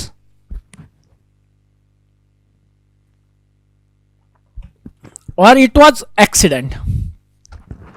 बंदुकीतनं जी गोळी चालली ती एक पर्पज घेऊन, म्हणजे इंटेन्शनल किलिंग, की समोर प्रेम आहुजा गन काढली त्याला गोळ्या घातल्या अशी होती का ॲक्सिडेंटने बंदुकीतनं गोळ्या चालल्या, हे आता सिद्ध करणं गरजेचं होतं. त्याच्या 3 गोळ्यापैकी 2 बुलेट्स खाली पडलेल्या होत्या, घासून गेलेल्या होत्या प्रेम आहुजाला, आणि एक छातीत लागलेली होती. आता काल खंडालवालाचं असं म्हणणं होतं की बॅलिस्टिक एक्सपर्ट करता की ह्या ज्या बुलेट्स आहेत ज्या ज्युरी समोर होत्या ह्या थोड्या बेंड आहेत, ह्या बेंड झाल्या, तर ह्या डायरेक्ट ह्युमन बॉडीला लागलेल्या नाहीत. ह्युमन बॉडी पर्टिक्युलरली बोन असतील, हे असतील, तर ती ही बेंड नाही होणार. थोडी बुलेट्स बेंड झालेली आहे. ही कुठेतरी ह्युमन बॉडीपेक्षा एखादा रफ ऑब्जेक्ट असेल, कुठेतरी त्या ऑब्जेक्टला आदळली आणि मग ती माणसाला लागलेली. म्हणजे त्यांचं असं म्हणणं होतं की ही बुलेट फायर झाली, एका दुसऱ्या साईड कुठेतरी भिंतीला कुठेतरी साईडला घासली आणि मग यांना येऊन धडकली प्रेम आहुजांना, म्हणजे हे ॲक्सिडेंटल आहे. आता त्या बॅलिस्टिक एक्सपर्टचं हे म्हणणं होतं बुलेट 2 जे आहेत त्या बुलेट हे झालेल्या आहेत, हे नक्कीच मान्य आहे की त्या बेंड झालेल्या आहेत थोड्या, आणि हे एक ह्युमन बॉडीपेक्षा एखाद्या रफ ऑब्जेक्टला जाऊन आदळल्यात. एवढंही कन्फर्म आहे. फक्त रफ ऑब्जेक्टला बंदुकीतनं गोळी झाडल्यानंतर प्रेम अवजाला लागल्यानंतर जाऊन आदळली का अगोदर रफ ऑब्जेक्टला आदळली मग प्रेम अवजाला जाऊन लागली, हा एक महत्त्वाचा विषय होता. आणि दोन्ही गोष्टी पॉसिबल होत्या की प्रेम अवजाला घासून गेली आणि मग भिंतीला किंवा कशाला तरी लागली रफ ऑब्जेक्टला म्हणून बेंड झाली, किंवा अगोदर भिंतीला कुठेतरी घासली आणि मग प्रेम अवजाला लागून गेली आणि त्याच्यामुळे बेंड झाली, हा एक महत्त्वाचा. आणि एक गोळीला डायरेक्ट लागलेली होती. काल खंडालवालांनी त्या बॅलिस्टिक एक्सपर्टला कन्फ्यूज करून टाकलं. शेवटी ते बॅलिस्टिक एक्सपर्ट एवढं तयार झाला की हा ही कुठेतरी घासून गेलेली आहे म्हणे, बिफोर और आफ्टर कुठेतरी घासून गेलेली, डायरेक्ट लागलेली नाही म्हणे. काल खंडालवालाचा डिफेन्स सक्सेस होत होता. आणि क्रिमिनल केसमध्ये बेनिफिट ऑफ डाऊट हा कुणाला दिला जातो? आरोपींना दिला जातो. आणि prosecution shall prove beyond reasonable doubt, प्रॉसिक्युशनने बियॉन्ड रिझनेबल डाऊट केस सिद्ध केली पाहिजे. आणि जर मनात शंका आली की आरोपीने हा गुन्हा केलेला आहे की नाही, अशी जर शंका निर्माण होत असेल तर ते आरोपीच्या फेवरमध्ये जाते आणि गुन्हा केला नाही असं आपण म्हणतो, ॲक्विट करतो आपण. Benefit of doubt is always in favour of the accused. आपलं जुनं तत्व आहे क्रिमिनल लॉचं, let 100 criminal get scot free than to punish one single innocent person. महत्वाचं आहे. त्याच्यानंतर डॉक्टर होते. डॉक्टरांचं जो क्रॉस एक्झामिनेशन काल खंडालवालांनी अतिशय म्हणजे एकदम दोरप क्रॉस एक्झामाइन केलं डॉक्टरला काल खंडालवालांनी. डेथ कशी होऊ शकते, का कशामुळे झाली, काय काय त्याचे एस्पेक्ट्स आहेत सगळे, आणि डॉक्टरही कन्फ्यूज करून टाकला. आणि डॉक्टरचं आणि बॅलिस्टिक एक्सपर्टचं जे एव्हिडन्स आहे त्यांना क्रॉस एक्झामिनेशनमध्ये काल खंडालवालांनी हे त्यांच्याकडनं वदवून घेतलं. तिथं कला असते खरी लॉमध्ये. Cross examination is an art to be developed. Cross examination हे तर खरं आर्ट आहे. काल खंडालवाल्यांनी वदवून घेतलं की बॅलिस्टिकवाल्याकडनं पण आणि डॉक्टरवाल्याकडनं की अशी एक शक्यता नाकारता येत नाही की बंदुकीतनं गोळी अगोदर एखाद्या हार्ड ऑब्जेक्टला लागली आणि मग ह्या व्यक्तीला हिट झाली. म्हणजे काल खंडालवालाचं जे म्हणणं होतं ना की इट वॉज अन ॲक्सिडेंटल, ते सक्सेड होत होतं की दोघांमध्ये स्कफल झाली, दोघांमध्ये वाद झाला आणि ॲक्सिडेंटली फायर झालं, बुलेट वेंट ऑफ. हे सगळं होत असताना या मीडियाने इतकं याला ट्रिमेंडस कव्हरेज दिलेलं होतं की सिम्पथी केम नानावटीच्या फेवरमध्ये जात होती. सगळे रोज लोकांना त्या काळी काही कामच नसायचं, उठलं का पेपरमध्ये आज काल खंडालवाल्याच्या केसमध्ये काय झालं. पहिला हाय क्लास क्राईम होता. आता प्रॉसिक्युशनने काय केलं, हे सगळे विटनेस आणताना जे आहे डिफेन्स लॉयरने काल खंडालवाला आणि त्यांनी एक महत्त्वाचं काम ते झालं ते म्हणजे सिल्विया आणि के एम नानावटी यांच्यामध्ये नंतर ते पॅचअप झालं. लगेचच त्यांच्यामध्ये तो वाद मिटलेला होता. आणि सिल्विया रोज केसची हिअरिंग अटेंड करायची आणि सिल्विया ही प्रॉसिक्युशनच्या साईडनी साक्ष देईल असं प्रॉसिक्युशनला वाटत नव्हतं. ती के एम नानावटीच्याच बाजूने बोलल असं यांना वाटत होतं. म्हणजे हा सगळ्या केसमध्ये सगळ्यात महत्त्वाचं कॅरेक्टर कोण होतं? सिल्विया. हा उद्योग सगळा कुणामुळे झालाय? सिल्वियामुळं. आणि आणखी ती पिक्चरमध्ये नव्हती आली. आणि मग प्रॉसिक्युशनने काय केलं, प्रॉसिक्युशन विटनेस लिस्टमधनं सिल्वियाचं नाव कट करून टाकलं की प्रॉसिक्युशन विटनेस जे आहे ना, आम्हाला सिल्वियाला विटनेस साक्षीदार म्हणून बोलवायचं नाही. याच्यावर काल खंडालवालाने ऑब्जेक्शन घेतलं आणि काल खंडालवाला जे डिफेन्स लॉयर होते नानावटीचे त्यांचं म्हणणं होतं की सिल्विया ही प्रॉसिक्युशनचीच विटनेस आहे आणि तिला बोलवलंच पाहिजे म्हणे. म्हणून काल खंडालवाल्याने ॲप्लिकेशन केलं. तिचं नाव म्हणे काढता येणार नाही प्रॉसिक्युशनला. प्रॉसिक्युशनची entire story of the prosecution rotate about the Sylvia. प्रॉसिक्युशनची सगळी स्टोरी सिल्वियाच्या भोवती फिरते आणि तिलाच ते विटनेस म्हणून बोलवत नाहीत. प्रॉसिक्युशनचं म्हणणं होतं आमची इच्छा आम्हाला कुणाला बोलवायचं की नाही. शेवटी जज मेहताने काल खंडालवालाचं ॲप्लिकेशन रिजेक्ट केलं. म्हणे नाही, तुम्ही प्रॉसिक्युशनला फोर्स नाही करू शकत, हा विटनेस बोलवा तो विटनेस बोलवा. आणि देन काल खंडालवाला एक्झामाइन सिल्विया द डिफेन्स विटनेस. काल खंडालवालांनी सिल्वियाला डिफेन्स विटनेस म्हणून बोलवलं. मग आता मग सिल्वियाने परत ती स्टोरी रिपीट केली, काय काय झालं काही नाही. तुम्ही प्रेमला म्हटले, तुम्ही याला म्हटले होते का के एम नानावटीला की तुम्ही तिकडे जाऊ नका, तो तुमची हत्या करेल. ती म्हणे हो मी म्हटले होते. तो म्हटला होता का I am going to kill myself, तर तो तसंही झालं होतं ती म्हटली. तर सगळं डिफेन्स व्हर्जनला जे के एम नानावटी जे सांगितलं, के एम नानावटीने जे व्हर्जन सांगितलं त्या व्हर्जनला सिल्वियाचं व्हर्जन कोरॉबरेट होत गेलं, म्हणजे डिफेन्सची केस स्ट्रॉंग होत गेली, कॉन्ट्राडिक्ट होत नव्हती सिल्विया.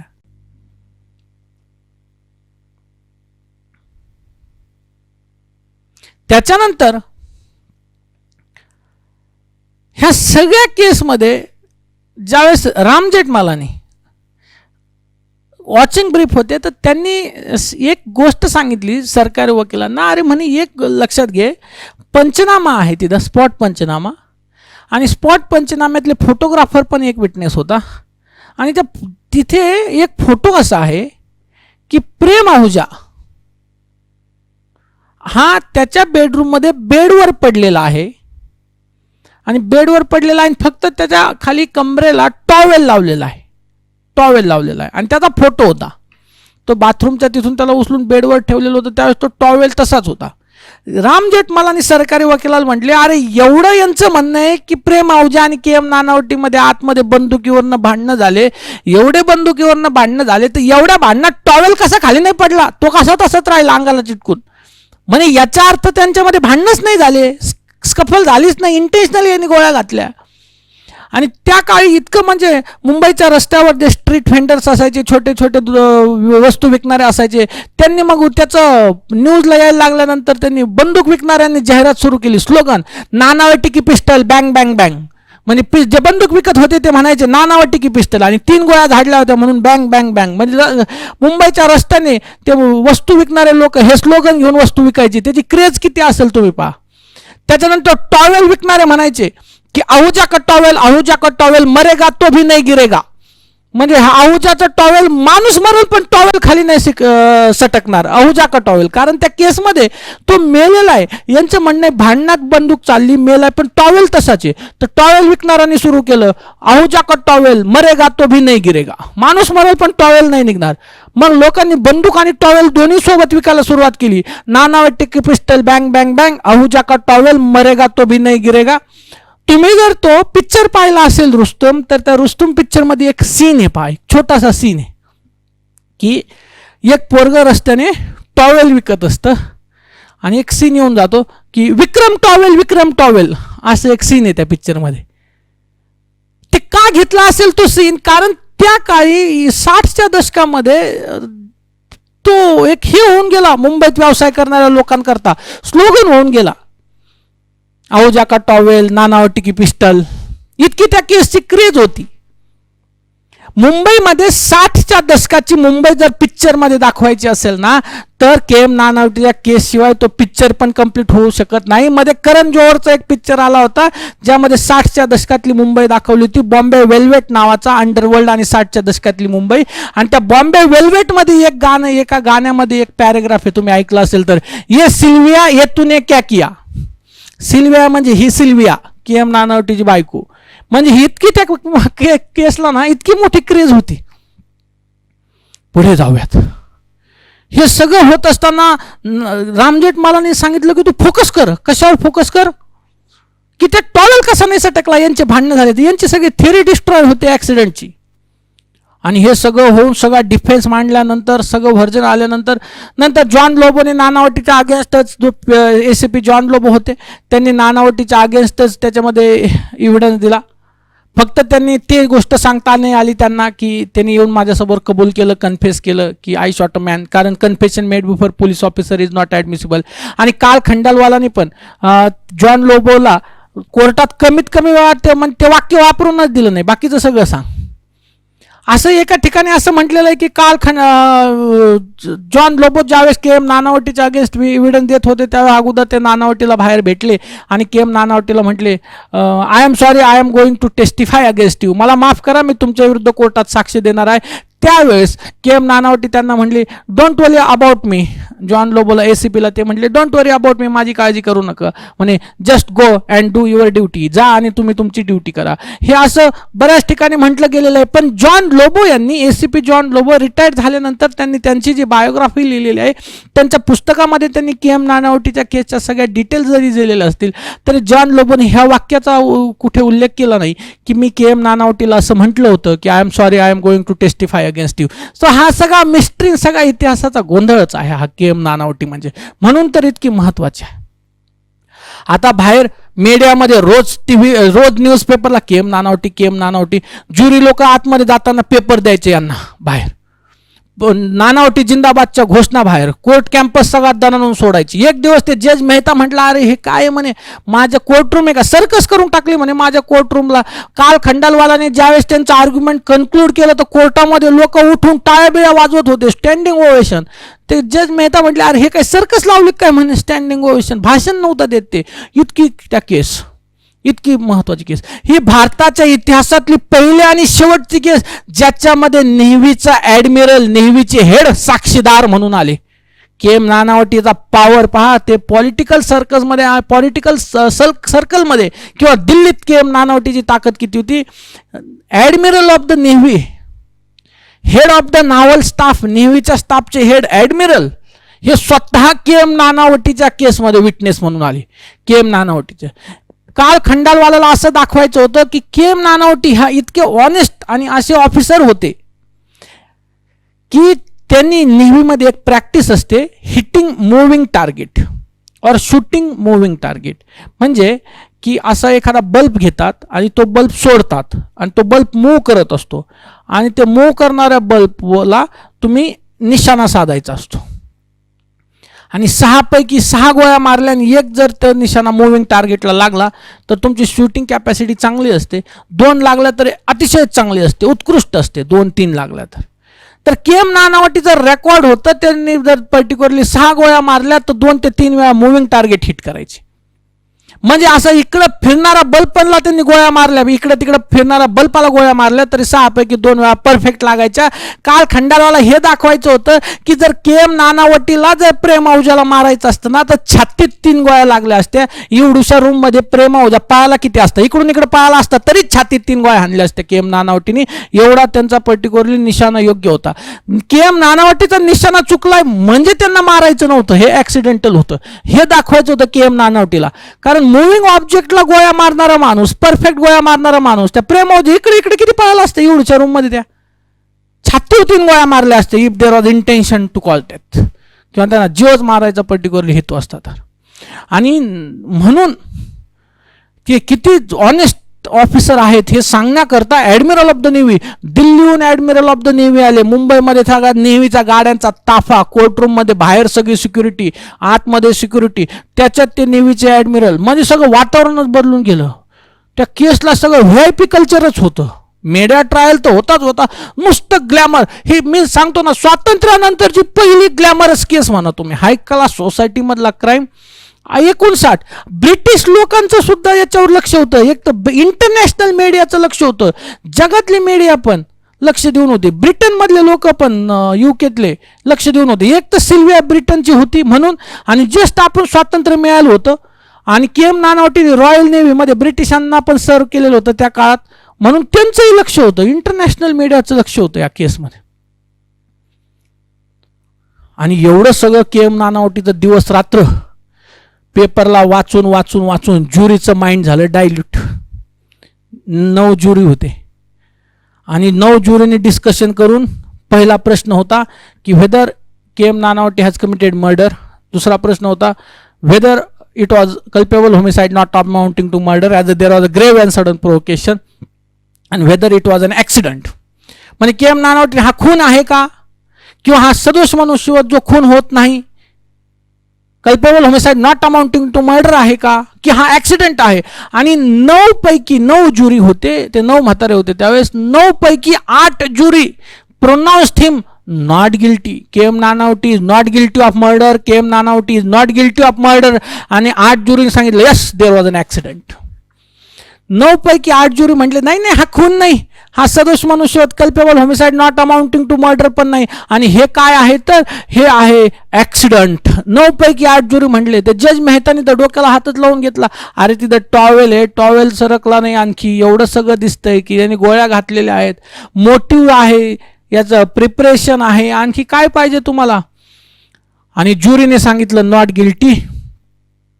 आणि जज मेहताला त्यावेळेस पॉवर असायचे, जर असं एखादा ज्युरीचा आणि जजचा वाद झाला की जजला वाटते गिल्टी, ज्युरीला वाटते नॉट गिल्टी, तर जजने ती मॅटर हायकोर्टाला रेफर करायची आणि हायकोर्ट पुन्हा इव्हिडन्स वगैरे तपासेल आणि खटला चालेल. आणि जज मेहताने लगेच त्या सगळ्या गोंधळात, म्हणजे ज्यावेळेस ज्युरी म्हटली की M Nanavati is not guilty, की लगेच बाहेर सगळे लोकांमध्ये आनंद उत्सव सुरू झाला. सगळ्या लोक कोर्टात सगळा धिंगाणा सुरू झाला. लोक कोर्टाला एकमेकाला, पारसी कम्युनिटी पेढे खाऊ घालते, लाडू खाऊ घालते, सिंधी कम्युनिटी आमच्यावर अन्याय झाला म्हणून नाराज आहे, त्यांचे भांडणं दोघांचे वेगळेच. त्याच्यानंतर असं होतं की गुजराती कम्युनिटी पण त्याच्यात थोडीफार इन्व्हॉल्व झाली. गुजराती कम्युनिटी ही पारसी कम्युनिटीच्या बाजूने, असा समज सिंधी कम्युनिटीचा झाला आणि जज गुजराती आहे मेहता म्हणून त्यांच्या साईडने देतो की काय निकाल, असाही त्याच्यामध्ये वाद सुरू झाला. पण जजने लगेचच काय केलं, कोर्टरूममध्ये एवढा धिंगाणा व्हायला लागला, जजने पोलीस बोलवली. हे बाहेर काढा म्हणे, सगळे लोक बाहेर काढले, बाहेरचं सगळी सर्कस साफ केली. आणि मग जजने पुन्हा विचारलं ज्युरीला, अरे काही मर्डरचं, ते म्हणे नॉट गिल्टी, म्हणे कल्पेबल होमिसाईड, ते म्हणे नॉट गिल्टी. मग म्हणे झाले काय याच्यात, ज्युरी म्हणे इट वॉज अन ॲक्सिडंट. जज मेहता संतापले, त्यांनी सगळं मॅटर घेतलं, म्हणे मी हायकोर्टाला हे रेफर करतोय. आणि जसं जज मेहताने सांगितलं की मी हायकोर्टाला रेफर करतोय, पुन्हा सगळ्यांनी याच्यात इव्हिडन्स वगैरे तपासले जातील. पुन्हा एक स्पिन ड्रॉप सायलेन्स झाला. याचा अर्थ जर मॅटर हायकोर्टाला रेफर होतंय तर के एम नानावटीला आता परत जेलमध्ये जायला लागेल, कस्टडीत जायला लागेल. आणि पुन्हा प्रश्न की के एम नानावटी कोणत्या कस्टडीत जाणार, पोलीस कस्टडी की नावल कस्टडी.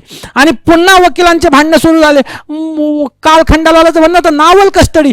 के एम नानावटी केस सुरू झाल्यापासून केसचा फायनल निकाल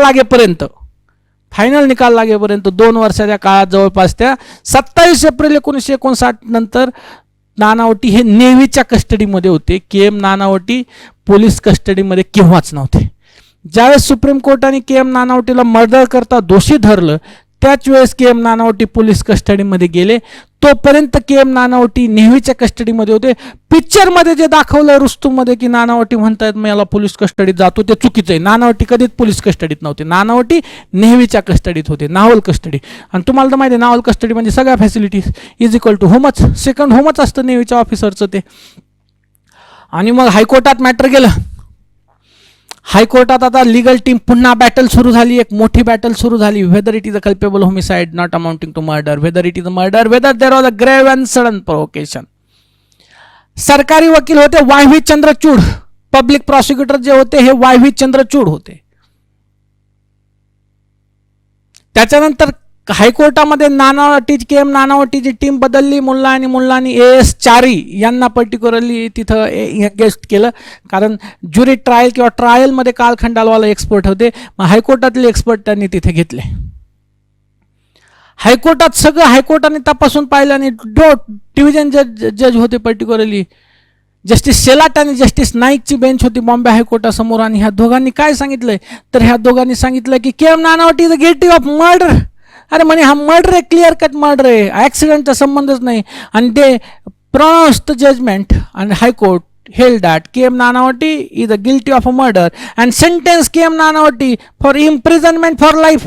आणि K. M. नानावटींना एक जन्मठेपेची शिक्षा तिथे हायकोर्टाने दिली. जशी हायकोर्टाने के एम नानावटीला जन्मठेपेची शिक्षा दिली, लगेच त्यांच्या वकिलांनी सुप्रीम कोर्टात अपील करण्याकरता हायकोर्टाला अर्ज केला. स्पेशल लीव टू अपीलचं ॲप्लिकेशन केलं.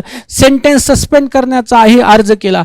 आणि एवढं सगळं होतंय की नाही होत, दुसऱ्या दिवशी पुन्हा दिल्लीवरनं पॉलिटिकल सर्कलमधनं सूत्र हल्ले, प्राईम मिनिस्टर ऑफिसमधनं सूत्र हल्ले. आणि लगेचच बॉम्बेच्या गव्हर्नरने, बॉम्बे प्रांत होतं, बॉम्बेच्या गव्हर्नरने आपला स्वातंत्र्य आणि संविधान आल्यानंतर पहिल्यांदा आर्टिकल 161चा पॉवर यूज केला.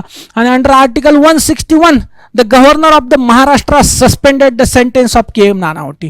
महाराष्ट्राच्या बॉम्बेच्या गव्हर्नरने सांगितलं की बॉम्बे हायकोर्टाने जे जन्मठेपेची शिक्षा दिलेली आहे के एम नानावटीला, तर जोपर्यंत याचा सगळा फायनल निकाल लागत नाही सुप्रीम कोर्टाचा वगैरे, तोपर्यंत ते सेंटेन्स मी सस्पेंड करत आहे. के एम नानावटीला पोलीस कस्टडीत किंवा मॅजिस्ट्रेट कस्टडीत कुठेही पाठवायची गरज नाही. जास्तीत जास्त ते नावल कस्टडीमध्ये तुम्ही त्याला पाठवू शकतात. Governor suspend the sentence suspend केलं गव्हर्नरनी. आर्टिकल 161चा पॉवर पर्टिक्युलरली यूज झाला. पहिल्यांदा आर्टिकल 161 यूज झाला होता. 161 खाली गव्हर्नरने सेंटेन्स सस्पेंड केलं. आता गव्हर्नरचा हा आदेश म्हणजे every rule was broken, every rule in the book was broken. K M Nanavati करता प्रत्येक नियम मोडला गेला. जिथं नियम मोडता येत नाही तिथं नियम बदलला गेला. इतकी त्यावेळेस पर्टिक्युलरली केसला इम्पॉर्टन्स होता. गव्हर्नरनी जे ऑर्डर काढली suspension of sentence under article 161 ते आरोपीच्या वतीने चॅलेंज करण्यात आलं हायकोर्टात. आणि ज्यावेळेस हायकोर्टात आर्टिकल 161 खाली गव्हर्नरनी के एम नानावटीला झालेली शिक्षा सस्पेंड केली, हे चॅलेंज करण्यात आलं, त्यावेळेस इथे आले एच एम शेरवई. भारताच्या इतिहासातला पर्टिक्युलरली सगळ्यात मोठा कॉन्स्टिट्युशनल एक्सपर्ट नानी पालखीवाला आणि एच एम शेरवई आता पिक्चरमध्ये येतात. त्यावेळेस साहजिकच दोघे मुंबईमध्ये प्रॅक्टिस करत होते.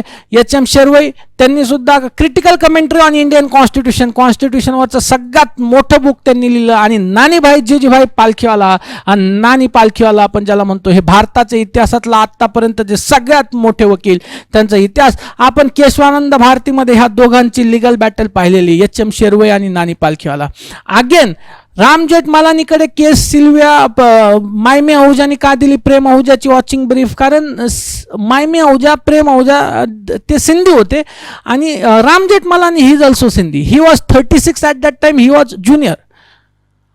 आणि अगेन एच एम शेरवई हे महाराष्ट्र सरकारच्या वतीने आले की आर्टिकल 161चं जे चॅलेंज झालेलं आहे, आर्टिकल 161 चे खाली गव्हर्नर ऑफ महाराष्ट्राने जे के एम नानावटीचं सेंटेन्स सस्पेंड केलं, ते जे चॅलेंज झालेलं आहे ते डिफेंड करण्याकरता, की गव्हर्नरने जे शिक्षा सस्पेंड केली, सेंटेन्स सस्पेंड केलं हायकोर्टाने दिलेलं, ते डिफेंड करण्याकरता महाराष्ट्राच्या वतीने एच एम शेरवई आणि के एम नानावटीच्या वतीने तिथे अपियर झाले. त्यावेळेचा आणखी एक constitutional expert नानीभाई Jeejeebhoy Palkhivala, popularly Nani Palkhivala.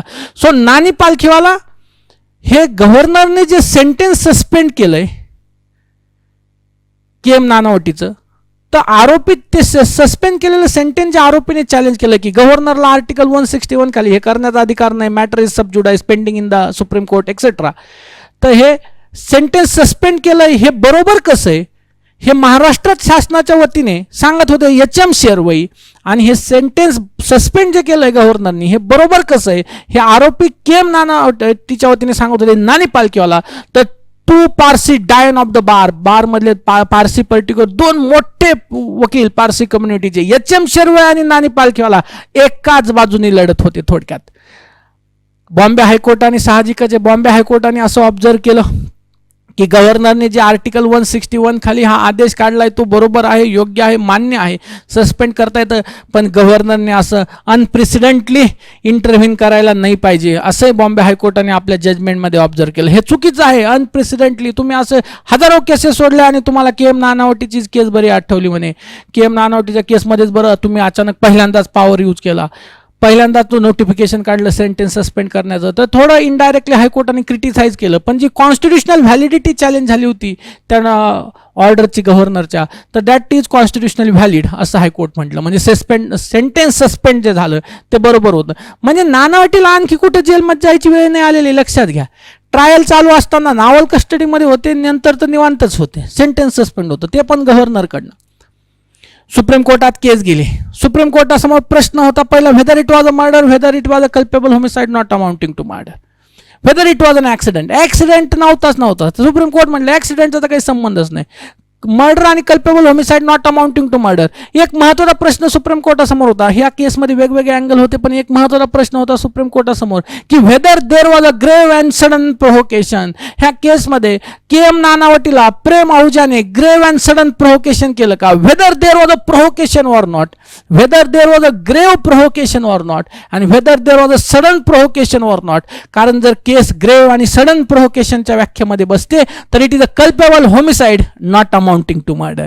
Grave and sudden प्रोव्होकेशनच्या व्याख्येमध्ये जर ते बसली तर ते कल्पेबल होमिसाइड नॉट अमाउंटिंगच्या मर्डरच्या व्याख्येत येईल. आणि सुप्रीम कोर्टाने सगळं पाहिलं आणि सुप्रीम कोर्टाने सांगितलं की प्रोव्होकेशन होतं का, तर सुप्रीम कोर्ट म्हटलं समजा एखादा वाक्य असं म्हटलंय की ज्यावेळेस के एम नानावटी गेले आणि प्रेम आहुजाला म्हणतात की तू सिल्वियासोबत, मी सिल्वियाला डिवोर्स देतो, तू तिच्यासोबत लग्न कर, मुलांचा सांभाळ कर, आणि त्यावेळेस प्रेम आहुजा असं म्हणतो, am I suppose to marry with every woman with whom I have slept.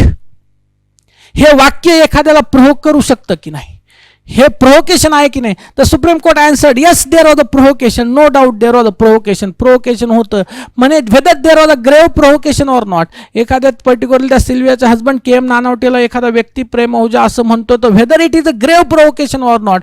Supreme Court म्हटलं yes it was a grave प्रोव्होकेशन.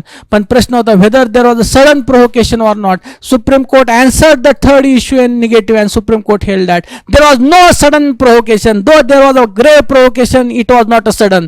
ज्यावेळेस के.एम. नानावटी त्यांना वाईफला आणि मुलांना मेट्रो थिएटरमध्ये मूवी पाहायला सोडतात आणि तिकडनं ते आपल्या नेहमीच्या डॉकवर जातात आणि तिकडनं ते गन घेतात. ज्यावेळेस के.एम. नानावटी गन घेतात, समथिंग वॉज प्लॅन्ड. त्यांच्या डोक्यात काहीतरी प्लॅन होतं. सडन पर्टिक्युलर प्रोव्होकेशन सडन नव्हतं. It was not a sudden. Though it was a grave provocation, it was not sudden. Something was planned. K M. नानावटीच्या मनामध्ये काहीतरी चाललं होतं.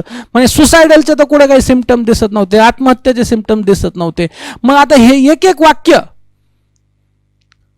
ते जे म्हटले होते की के.एम. प्रेम औजा असं म्हटला की नाही नानावटीला की am I suppose to marry with every woman with whom I have slept with, हे त्या दोघांनाच माहिती, के.एम. नानावटीला आणि प्रेम औजाला. हे म्हणला होता खरंच का नंतर वकिलांनी हे डिफेन्स करता घेतलेले वाक्य होते? एक एक वाक्य ह्या केसमधलं महत्वाचं. ते सिल्वियाला के.एम. नानावटी म्हणले होते की नव्हते की मीच आत्महत्या करतो, हे त्या दोघांनाच माहिती. आणि Supreme Court pronounce the verdict and Supreme Court held that K M. Nanavati is guilty of murder. आणि सुप्रीम कोर्टाने सांगितलं की हा it is a clear cut murder, हा it is not an accident, it is not a grave and sudden provocation, it is not a culpable homicide not amounting to murder, it is a clear cut murder.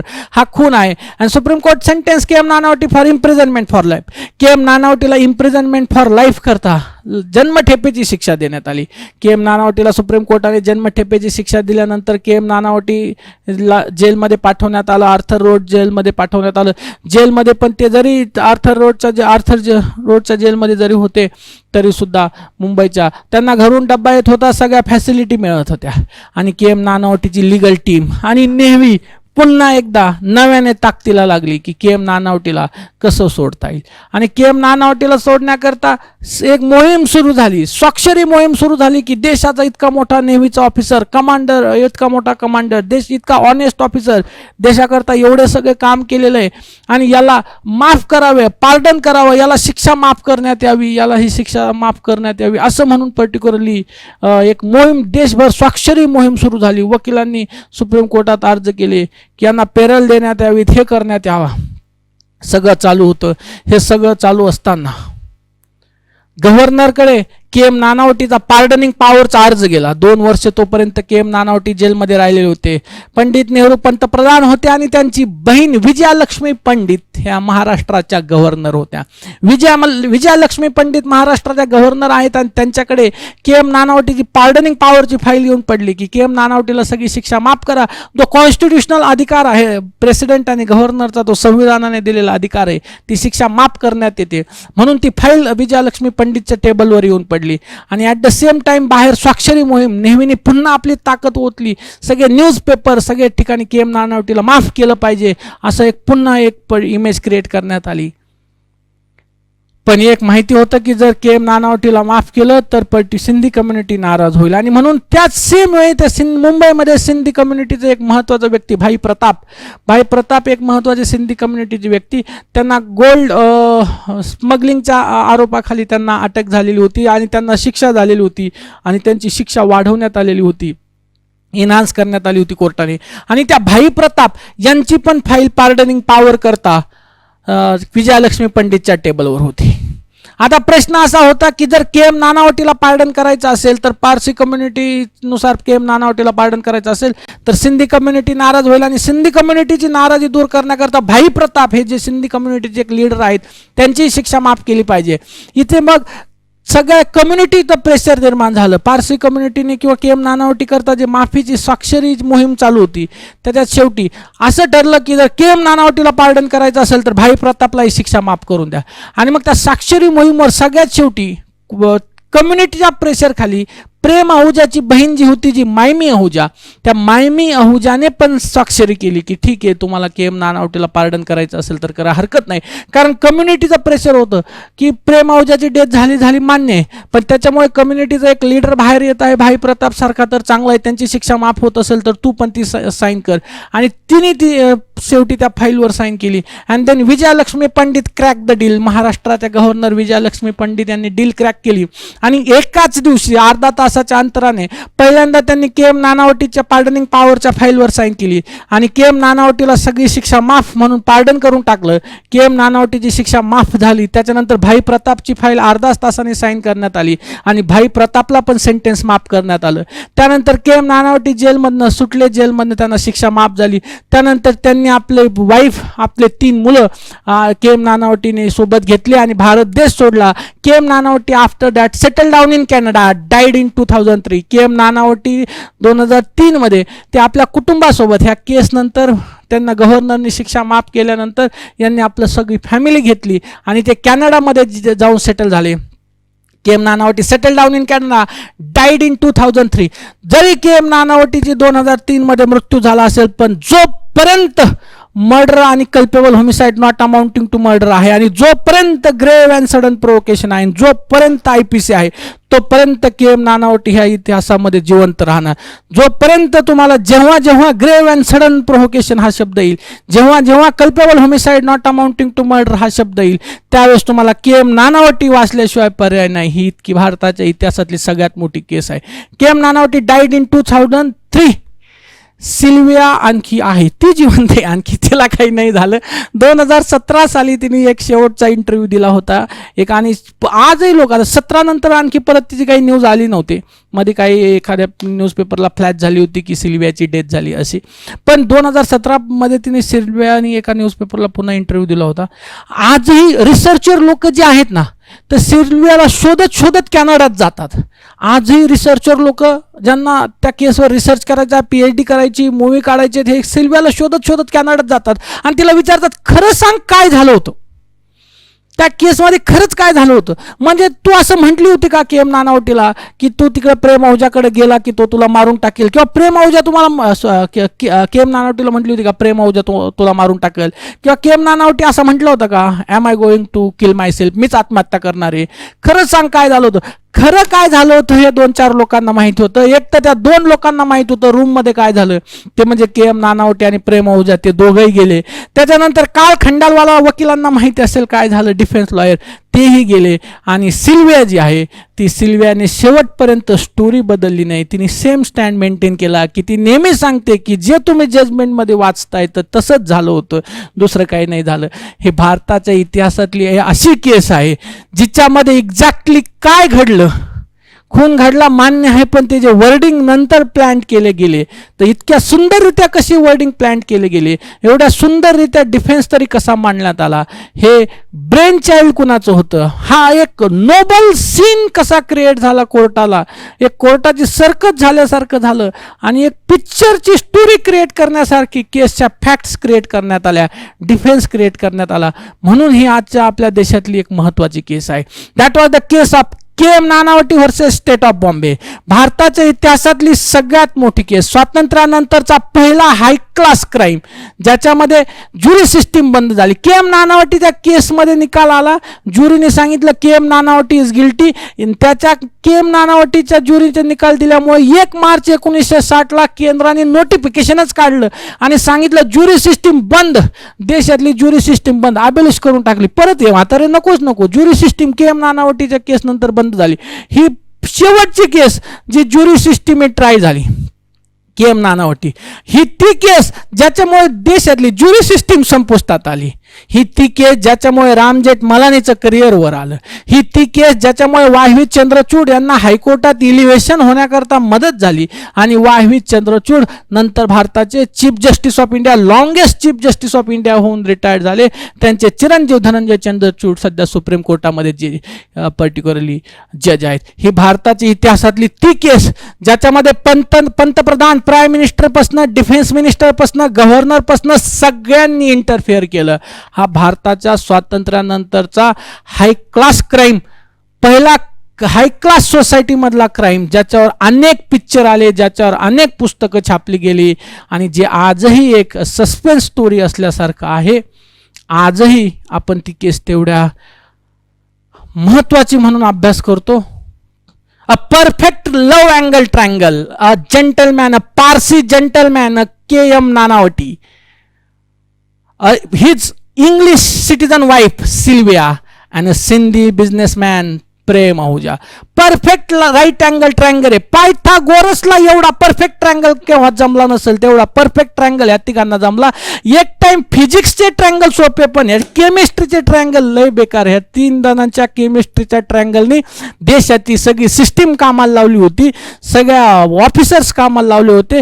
आणि एक महत्त्वाची केस आपल्याला अभ्यासाला हे मात्र सोडून गेलेले आहेत. नक्कीच तुम्ही याचा डिटेलमध्ये अभ्यास करा जर तुम्हाला वेळ असेल तर. पण ही महत्त्वाची case, that was the case of KM Nanavati versus State of Bombay, and there was the issue was whether there was a grave and sudden provocation. So महत्त्वाचं तुम्हाला लक्षात आलं की ही एक KM नानावटीची केस होती आणि शेवटी सुप्रीम कोर्ट म्हणलं देर वॉज नो ग्रेव and sudden provocation, it is a clear cut murder. पण प्रोवोकेशन कसं, डिफेन्स कसा, म्हणजे अगोदर ॲक्सिडेंट नाही बसला तर मग ग्रेव अँड सडन प्रोवोकेशन. इतकं सुंदरपणे ही केस आहे. नक्कीच तुम्ही ती वाचू शकता, जजमेंट त्याचं वाचू शकता. ठीक आहे, ही एक केस महत्त्वाची आहे. आपण आज थांबलं पाहिजे. ही केस खूप याच्यामध्ये खूप मायन्यूट डिटेल्स आहेत, खूप मायन्यूट डिटेल्स.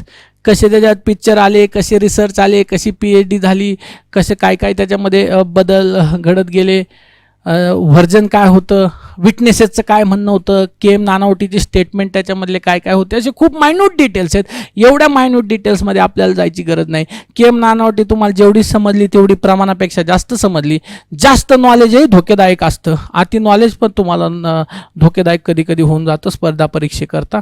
त्यामुळे खूप डीपमध्ये न जाता थोडक्यात आपण ही कव्हर केलेली आहे. आपल्याला आणखी बराचसा याच्यातला पार्ट पाहायचा आहे. आपल्याला महत्त्वाचं याच्यामध्ये जर काही पाहायचं असेल तर culpable homicide not amounting to मर्डरचे 5 एक्सेप्शन. त्याला पहिलं एक्सेप्शन आपण पाहत आहोत, ग्रेव अँड सडन प्रोवोकेशन.